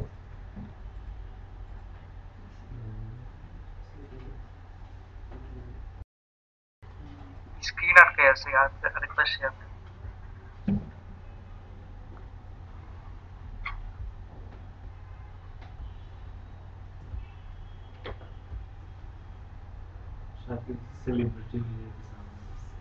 হুম,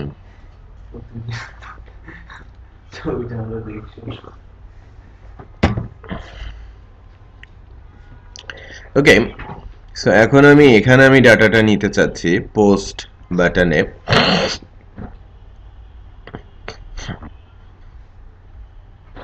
সো আমি একটা ফাংশন কল করি, obj, ফাংশনটার নাম বলি সেভ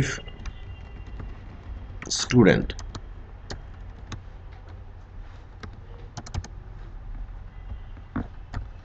আমি একটা ফাংশন কল করলাম, ফাংশনের নাম কি সেভ স্টুডেন্ট। এর মধ্যে আমি কি পাস করছি $_post। ঠিক আছে, এই পোস্টের মধ্যে কি আছে ফর্মে সব ডাটা, পোস্ট অ্যারে মানে আমি যখন ফর্মের মেথড দেই পোস্ট, ফর্মে যত ডাটা দেয়া হয় সব চলে আসে কোথায় পোস্ট অ্যারেতে, আর মেথড দেই যখন গেট তখন সব ডাটা চলে আসে কোথায় $_get অ্যারেতে। দেখেন হ্যাঁ, পোস্ট নিজে একটা অ্যারে, গেট নিজে একটা অ্যারে। যখন আমি কোনো মেথড দিব না তার অর্থ কি গেট, আর যদি মেথড দেই আমাকে দিতে হবে কি পোস্ট। পোস্ট হলে পোস্ট অ্যারেতে ডাটা আসবে, গেট হলে গেট অ্যারেতে ডাটা আসবে, but normally post array use করা হয়ে থাকে আর এটা ক্যাপিটাল লেটারে হয়। ওকে, নাও the $obj save student $_post।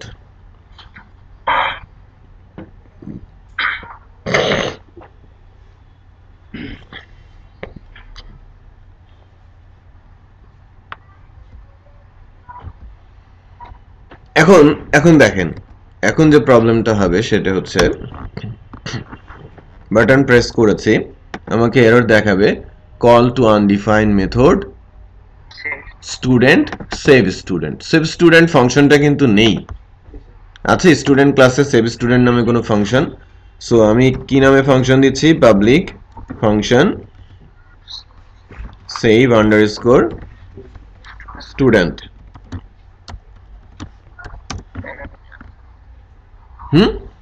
Save $_student নামে একটা ফাংশন আমি লিখলাম, আর ওখান থেকে আমি কি নিয়ে আসি, একটা অ্যারে নিয়ে আসি না পোস্ট প্যারামিটার আকারে।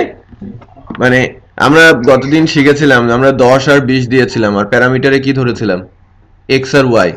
তার মানে প্যারামিটার যাই দেন না কেন ধরার সময় সেম নাম লেখাটা কি ম্যান্ডেটরি। আমি ওখান থেকে পোস্ট পাঠিয়েছি, এখানে কি আমি পোস্টই লিখবো, ইচ্ছে মতো নাম লিখতে পারি না। পোস্টটা কি একটা অ্যারে, তার মানে এখানে যেটা লিখতে হবে সেটা হয়ে যাবে কি অটোমেটিক অ্যারে, অ্যারে ডাটা দেবে, নাম্বার হলে নাম্বার, স্ট্রিং হলে স্ট্রিং, মানে যা আসবে সেটাই দিয়ে দেবে। 1 আসলে 1 লাখ আসলেও কি 1 লাখ দিয়ে দেবে। সো এখানে আমি যদি লিখি ডাটা, তার মানে এই পোস্টের সবকিছু কোথায় চলে আসবে ডাটার মধ্যে, তাই কি না? এই পোস্টের সবকিছু কি ডাটার মধ্যে আসবে না, এই যে পোস্ট এই সবকিছু কোথায় চলে আসবে এই ডাটার মধ্যে। চেইনটা বোঝা যাচ্ছে কিনা? চেইন হচ্ছে শুরুতে ক্লাসের সঙ্গে লিংক করে ডেটাবেজের অবজেক্ট তৈরি, ক্লাসের অবজেক্ট তৈরি করা আছে। আমি যখন এটা সাবমিট করেছি ফর্মটা, ফর্মের মধ্যে কিছু বিশেষ ডাটা গেছে, যেহেতু মেথড পোস্ট ডাটা চলে যাবে কোথায় পোস্ট অ্যারেতে, আর যেহেতু অ্যাকশন কি ব্ল্যাঙ্ক, তার মানে কি ডাটা সব কোথায় আছে এই পেজেই। সো এখানে যখন এই পেজটা লোড হবে নতুন করে বাটন প্রেস করার পর, তখন কি হবে পোস্টের বাটনের মধ্যে কি ডাটা পেয়ে যাবে সেট। অবজেক্টের মাধ্যমে আমি সেভ স্টুডেন্টে যাব, পোস্টার এটা সেখান থেকে পাস করছি, স্টুডেন্টের এই ডাটার মধ্যে কোথায় কি চলে আসবে পোস্টের সব ডাটা এখানে পেয়ে যাব। এটার সলিউশন আমি একটু দেখি।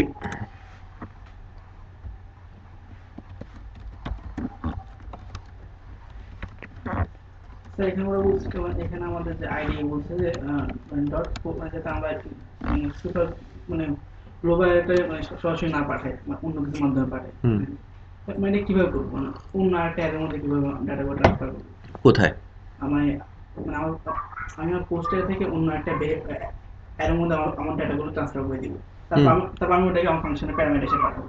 আমি এটা কিভাবে করবো, ফরেস্ট দিয়ে? কিচ্ছু করতে হবে না, ফরেস্ট স্টোরেজ কিচ্ছু লাগবে না, জাস্ট অ্যারে থেকে অ্যারে পাস করে দেবেন। লাইক আপনি যদি এরকম এখানে এরকম করেন x $_post, তাহলে এই পোস্টের সব ডাটা কোথায় চলে যাবে x এ।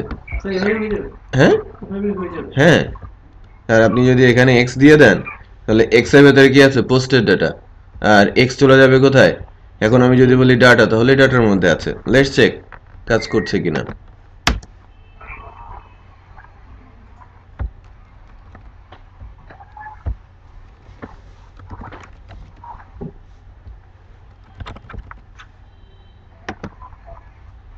আসে না, চলে আসে। ওটা অতটা জটিল কোনো কিছুই না, বাট আমি এখানে সরাসরি পোস্টকে কি করব পাস করব, এটা তো সমস্যা নেই। ওকে, আচ্ছা, তার মানে আমি এখানে ডাটাটা পাচ্ছি, বাট আমার এখানে চলে আসছে আমার ডাটা। আমার আর সামান্য কিছু কাজ বাকি আছে যদি আমি ডেটাবেসের ভেতরে ডাটা স্টোর করতে চাই। ডেটাবেসে ডাটা স্টোর করার জন্য আমরা এসকিউএল কমান্ড ইউজ করি।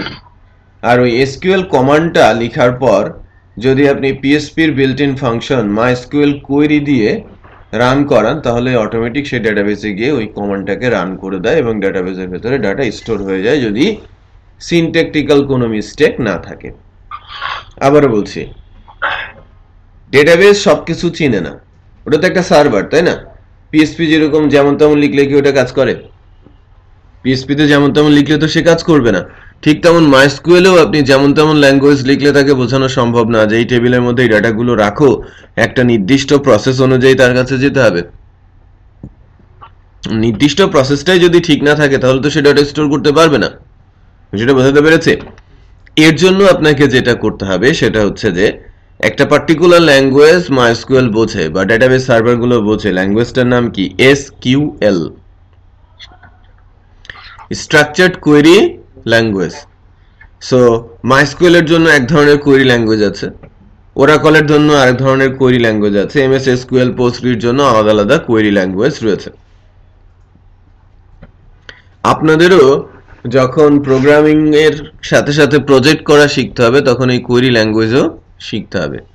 সো আপনি যদি একজন ওয়েব ডেভেলপার হতে চান, হ্যাঁ, সো সেক্ষেত্রে আপনাকে এইচটিএমএল, সিএসএস, জাভাস্ক্রিপ্ট জানতে হবে।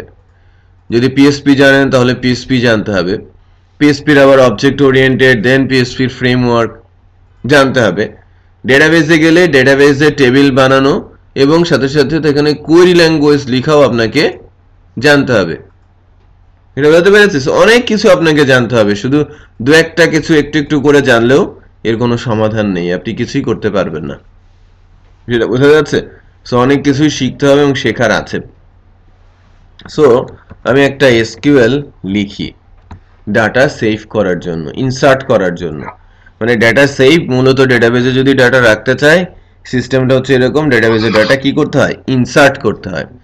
সো ইনসার্ট করার জন্য আমরা যাচ্ছি, এভাবে লিখতে হয়, ইনসার্ট ইনটু, এটা হচ্ছে সিনট্যাক্স, রাইট?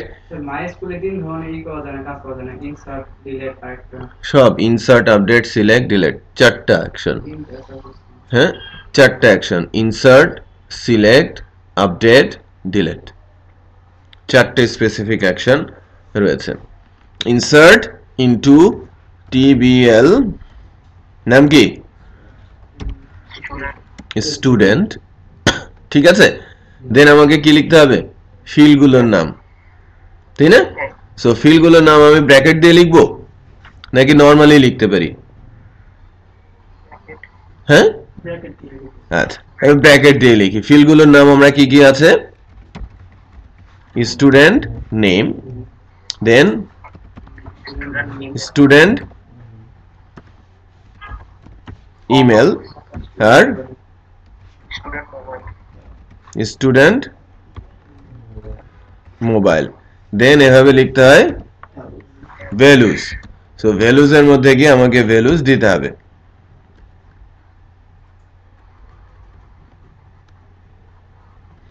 এখানে ব্র্যাকেটটা ইনফ্যাক্ট দরকার নেই। ভ্যালুস, ভ্যালুস এর মধ্যে গিয়ে কোটেশনের মধ্যে আপনাকে ভ্যালু দিতে হবে। কোথায় আছে ভ্যালুগুলো বলেন তো? এই ডাটা এর মধ্যে আছে না, ইন্ডেক্স আকারে। সো ডাটা এর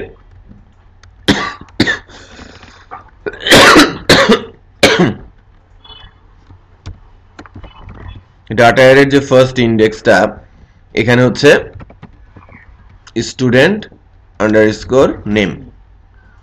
ডাটা এর স্টুডেন্ট নেমের মধ্যে কি স্টুডেন্ট নেম আছে, তারপর ডাটা স্টুডেন্ট ইমেলের মধ্যে স্টুডেন্ট ইমেল এবং ডাটা স্টুডেন্ট মোবাইলের মধ্যে স্টুডেন্টের মোবাইল নাম্বার রয়েছে। আমার এসকিউএল কমান্ডটা হলো, এই এসকিউএল কমান্ডটা আমি কিভাবে রান করাবো? এসকিউএল কমান্ডটা রান করানোর জন্য এভাবে লিখতে হয় MySQL I query। প্যারামিটার দেখেছেন, দুইটা প্যারামিটার আছে, একটা হচ্ছে MySQL I লিংক, যে ডেটাবেজে কানেক্ট করেছি না, কানেকশন স্ট্রিং, আর আরেকটা কি কোয়েরি ল্যাঙ্গুয়েজটা। কোয়েরিটা হয় স্ট্রিং আর লিংকটা হয় কি MySQL I। তো আমি এটাই লিখছি। এই লিংকটা কি আমাদের বলেন তো? লিংকটা হচ্ছে দিস অ্যারো কান, এইটাই হচ্ছে কানেকশন। এই যে এখানে কানেকশন দিয়েছি না, কানেকশনটা কার মধ্যে আছে? এই স্ট্রিংটার মধ্যে। আর যেহেতু এটা প্রপার্টি, প্রপার্টিকে কল করতে হবে কি দিয়ে? দিস দিয়ে। আর কোয়েরি, কোয়েরিটা মূলত এসকিউএল, অথবা আমি উল্টাই দেই, কোয়েরিটাই স্ট্যান্ডার্ড লেখাটা, এসকিউএল তো স্ট্রাকচারড ল্যাঙ্গুয়েজ, আর এই স্ট্রিংটাকে বলা হচ্ছে কি কোয়েরি। সো কোয়েরিটা এখানে রান হয়ে যাবে। Strong German shot glass with lifetime warranty only on Prestige. কোথায় আবার শুরু হলো? ইতিহাস বলবো। এই যে এখানে এটা খুব অত্যাচার করতেছে। ট্যাপটা মিউট করে দিন স্যার। গুড, কাজ শেষ।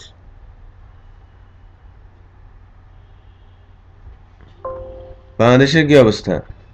ভালো আছে স্যার, ঠিক আছে এখন ভালো। 16 আর পার্টনারশিপ আচ্ছা, সর্বোচ্চ এদের 800 করতে হবে ভিজিটিস। আর 100 করলেও তো পারবে না, কারণ এরপরে তো আর কোনো ব্যাটসম্যানই নেই। একজন স্যার, একজন মানে একজন টিজাম তো সাইফুদ্দিন আছে, তারপরে 100 করতে হবে। মিরাজ আছে, সাকিব তো নাই। আসবে স্যার। না না সম্ভব না, সম্ভব না। হাসপাতালে গেছে, ভেঙে গেছে। হাসপাতালে গেছে, এক্সরে গেছে, অ্যাপোলোতে গেছে। গেছে। হাসপাতাল থেকে কি ফেরত আসে নাই? আসলেই কেন নামতে হবে এখন? এই যে বাড়ি গেলে পুরো জায়গায় আমাদের একটা বলতে নাম না।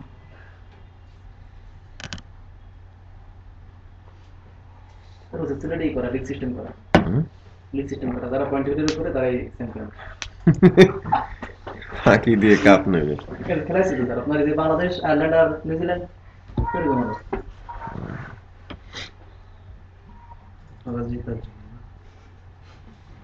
ট্রফি বাংলাদেশের কপালে নাই।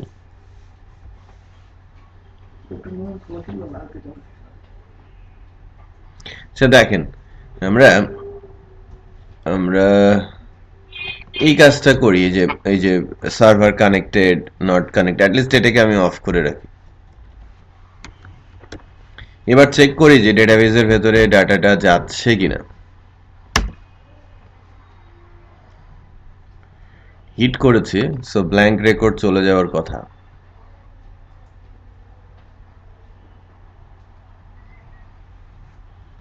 জিরো রেকর্ড ফাউন্ড, তার মানে ডেটাবেজে এখন পর্যন্ত কোনো ডাটা আসে নাই। এমটি রেজাল্ট সেট, রাইট, আমার অ্যারেতে কোনো, আমার ডেটাবেজে কোনো ডাটা নেই। এখন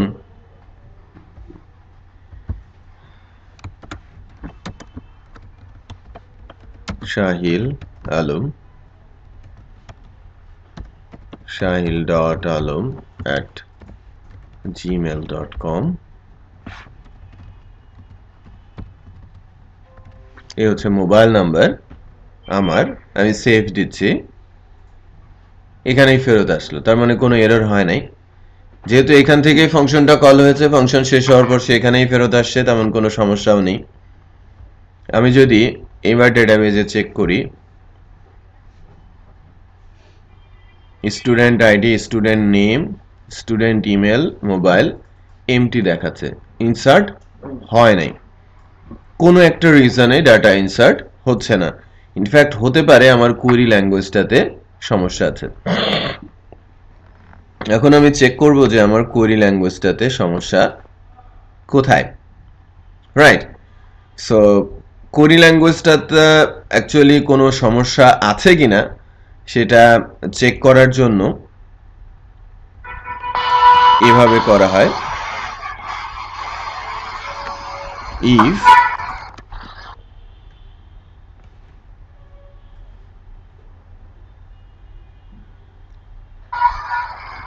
MySQL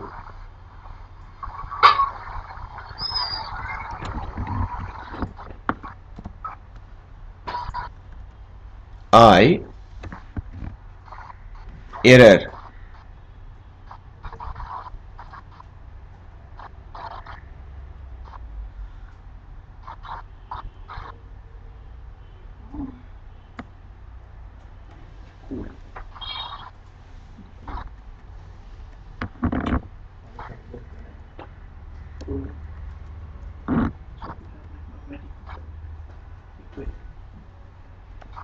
দেখেন আমি লিংকটা দেই লিংকটা হচ্ছে $this CONN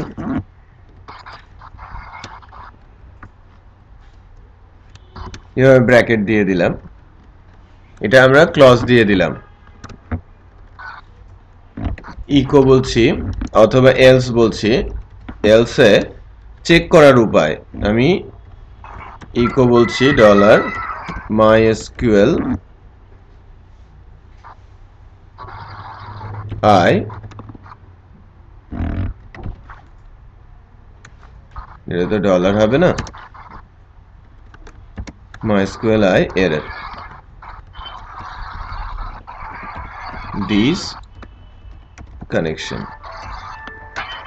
আর MySQL এর এররটা সে বলে দেবে হ্যাঁ যদি এরর হয় এরর হলে কি হবে ফলস রাইট ফলস হলে মানে এরর হলে ট্রু হবে ট্রু মানে কি 1 হলে নট ফলস ইফে ঢুকবে না কোথায় ঢুকবে এলসে দেন এররটা এখানে প্রিন্ট করবে আমি যেভাবে করেছি লেটস চেক ঠিক আছে ওটা না ঘুরছি না দেখেন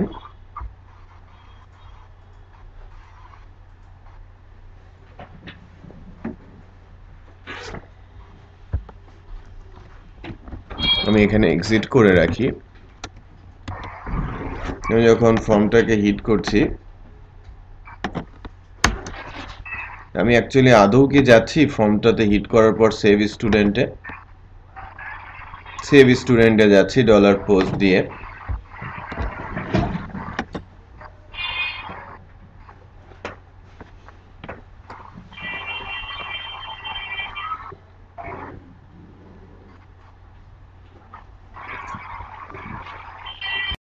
সিনট্যাক্স এররটা ঠিক হয়েছে এবার একটু চেক করে দেখি যে ডেটাবেজের মধ্যে ডেটা যাচ্ছে কিনা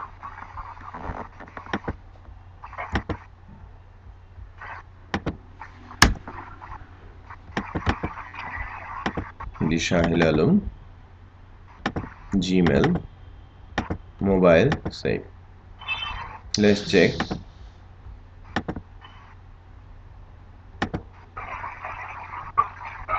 দেখেন এর ভেতরে একটা রেকর্ড চলে আসে তার মানে আমাদের কি ছিল ওই MySQL এর সিনট্যাকটিক্যাল একটা এরর ছিল ক্লিয়ার গুড সো আমরা ডেটাবেসটাকে সেভ করতে পারছি এখন যে পজিশনে আছে আমরা যদি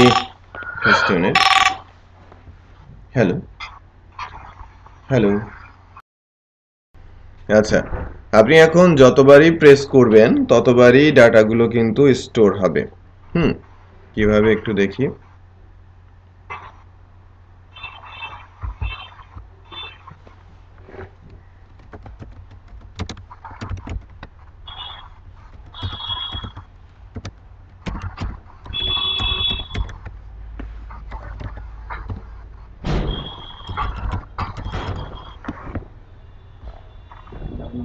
সেভ হয়েছে হ্যাঁ লেটস চেক এই ডাটাটাও কিন্তু স্টোর হচ্ছে বোঝা যাচ্ছে তার মানে আমরা ডেটা সেভ করতে পারি আর এই স্ট্রাকচারটা ডেভেলপ করতে আমাদের আজকে এই সময়টা লাগলো নেক্সট ডেতে দেখবেন যেন সিলেক্ট আপডেট ডিলিট 1-1.5 ঘন্টার মধ্যে শিখে যাচ্ছে তো আজকে কি ক্লাস গেল শনিবার সোমবার দিন এটা রপ্ত হয়ে থাকতে হবে নিজে জানো আপনি নিজে হ্যাঁ হ্যাঁ কার মধ্যে থেকে কি সেটা আমি একবার বলে দিচ্ছি বাট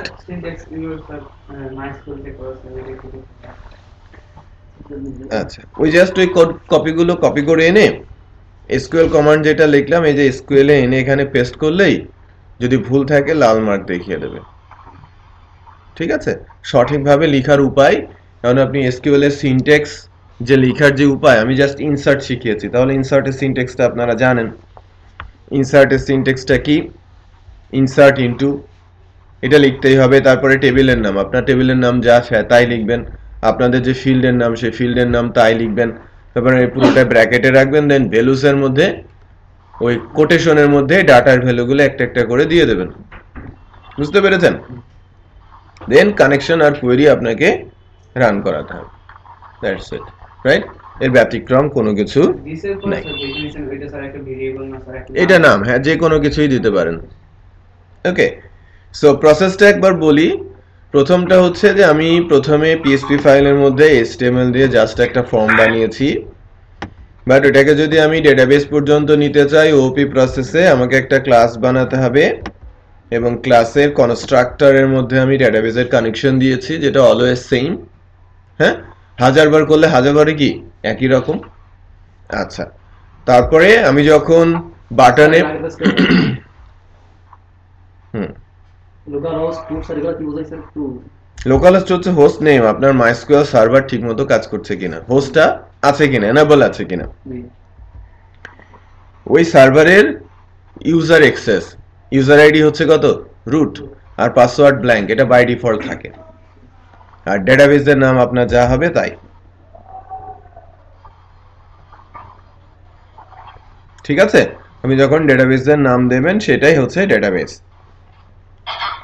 যা দেবেন তাই অ্যাকচুয়ালি, আপনি ডেটাবেসের ভেতরে যা দেবেন তাই হচ্ছে আপনার নামটা, যা দেবেন সেটা আপনার এখানে বসাতে হবে। আর MySQL কানেক্ট হচ্ছে পিএসপির সবচেয়ে ইম্পর্টেন্ট পিএসপি MySQL এর কানেকশন ফাংশন, যে এই ফাংশনটার মাধ্যমেই আপনি ডেটাবেসের সাথে কানেক্ট করতে পারবেন পিএসপি দিয়ে। হোস্ট নেম দিতে হবে, ইউজার নেম, পাসওয়ার্ড আর ডেটাবেসের নাম দিয়ে দিতে হবে।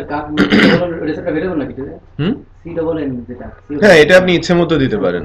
হ্যাঁ, ইচ্ছে মতো দিতে পারেন।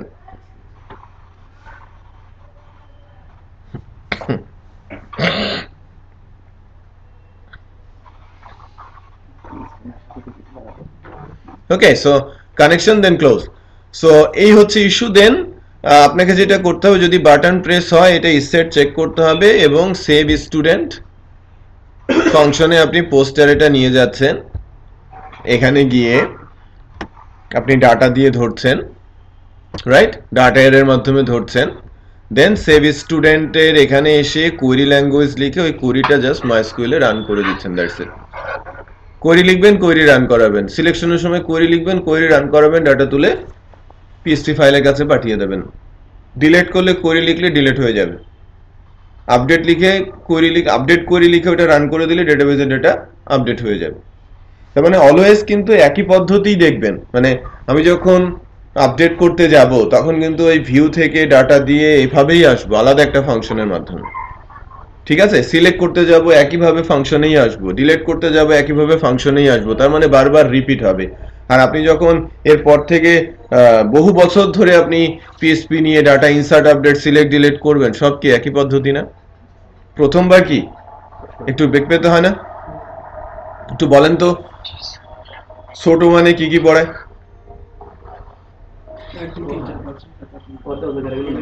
ছোট মানে কি পড়ায়? এবিসিডি পড়ায়, 1 2 3 পড়ায়, 1 বছর ধরে পড়ায়, তাই না?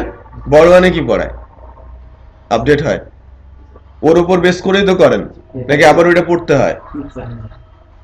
আপনি যখন এই যে গ্রাজুয়েশন করবেন ওইগুলো কি কাজে লাগবে না? এবং এবিসিডি দিয়েই তো পড়বেন বই, তাই না? 1 2 3 দিয়েই তো অঙ্ক করবেন নাকি? সবই সেম, বাট পরের জিনিসগুলো হচ্ছে কি নতুন নতুন, একটু অ্যাডভান্স টাইপ। বাট পদ্ধতি অলওয়েজ কি, পড়ার পদ্ধতি তো সেমই আছে নাকি? যদি পরিবর্তন হতো একটাও পাস করতে পারতো? বাঙালি তো পারতোই না, সব ফেল। কোশ্চেন পাই সব ফেল করে, তাই না? কোশ্চেন পাই মানে 4 ভাগের 1 ভাগ ফেল হয়ে যায়। কোশ্চেন না পেলে কি অবস্থা একটু বোঝেন, তাই কিনা? সো আপনারা যেটা করবেন সেটা হচ্ছে যে 2 বার দেখে করবেন, দেখে দেখে টাইপ করে করে, কপি পেস্ট করে কিন্তু না, টাইপ করে করে। তারপর তৃতীয়বার না দেখে করার চেষ্টা করবেন। যদি একটু বুঝতে ঘাটতিও থাকে, প্র্যাকটিস দিয়ে সেটাকে কভার আপ করে ফেলা সম্ভব।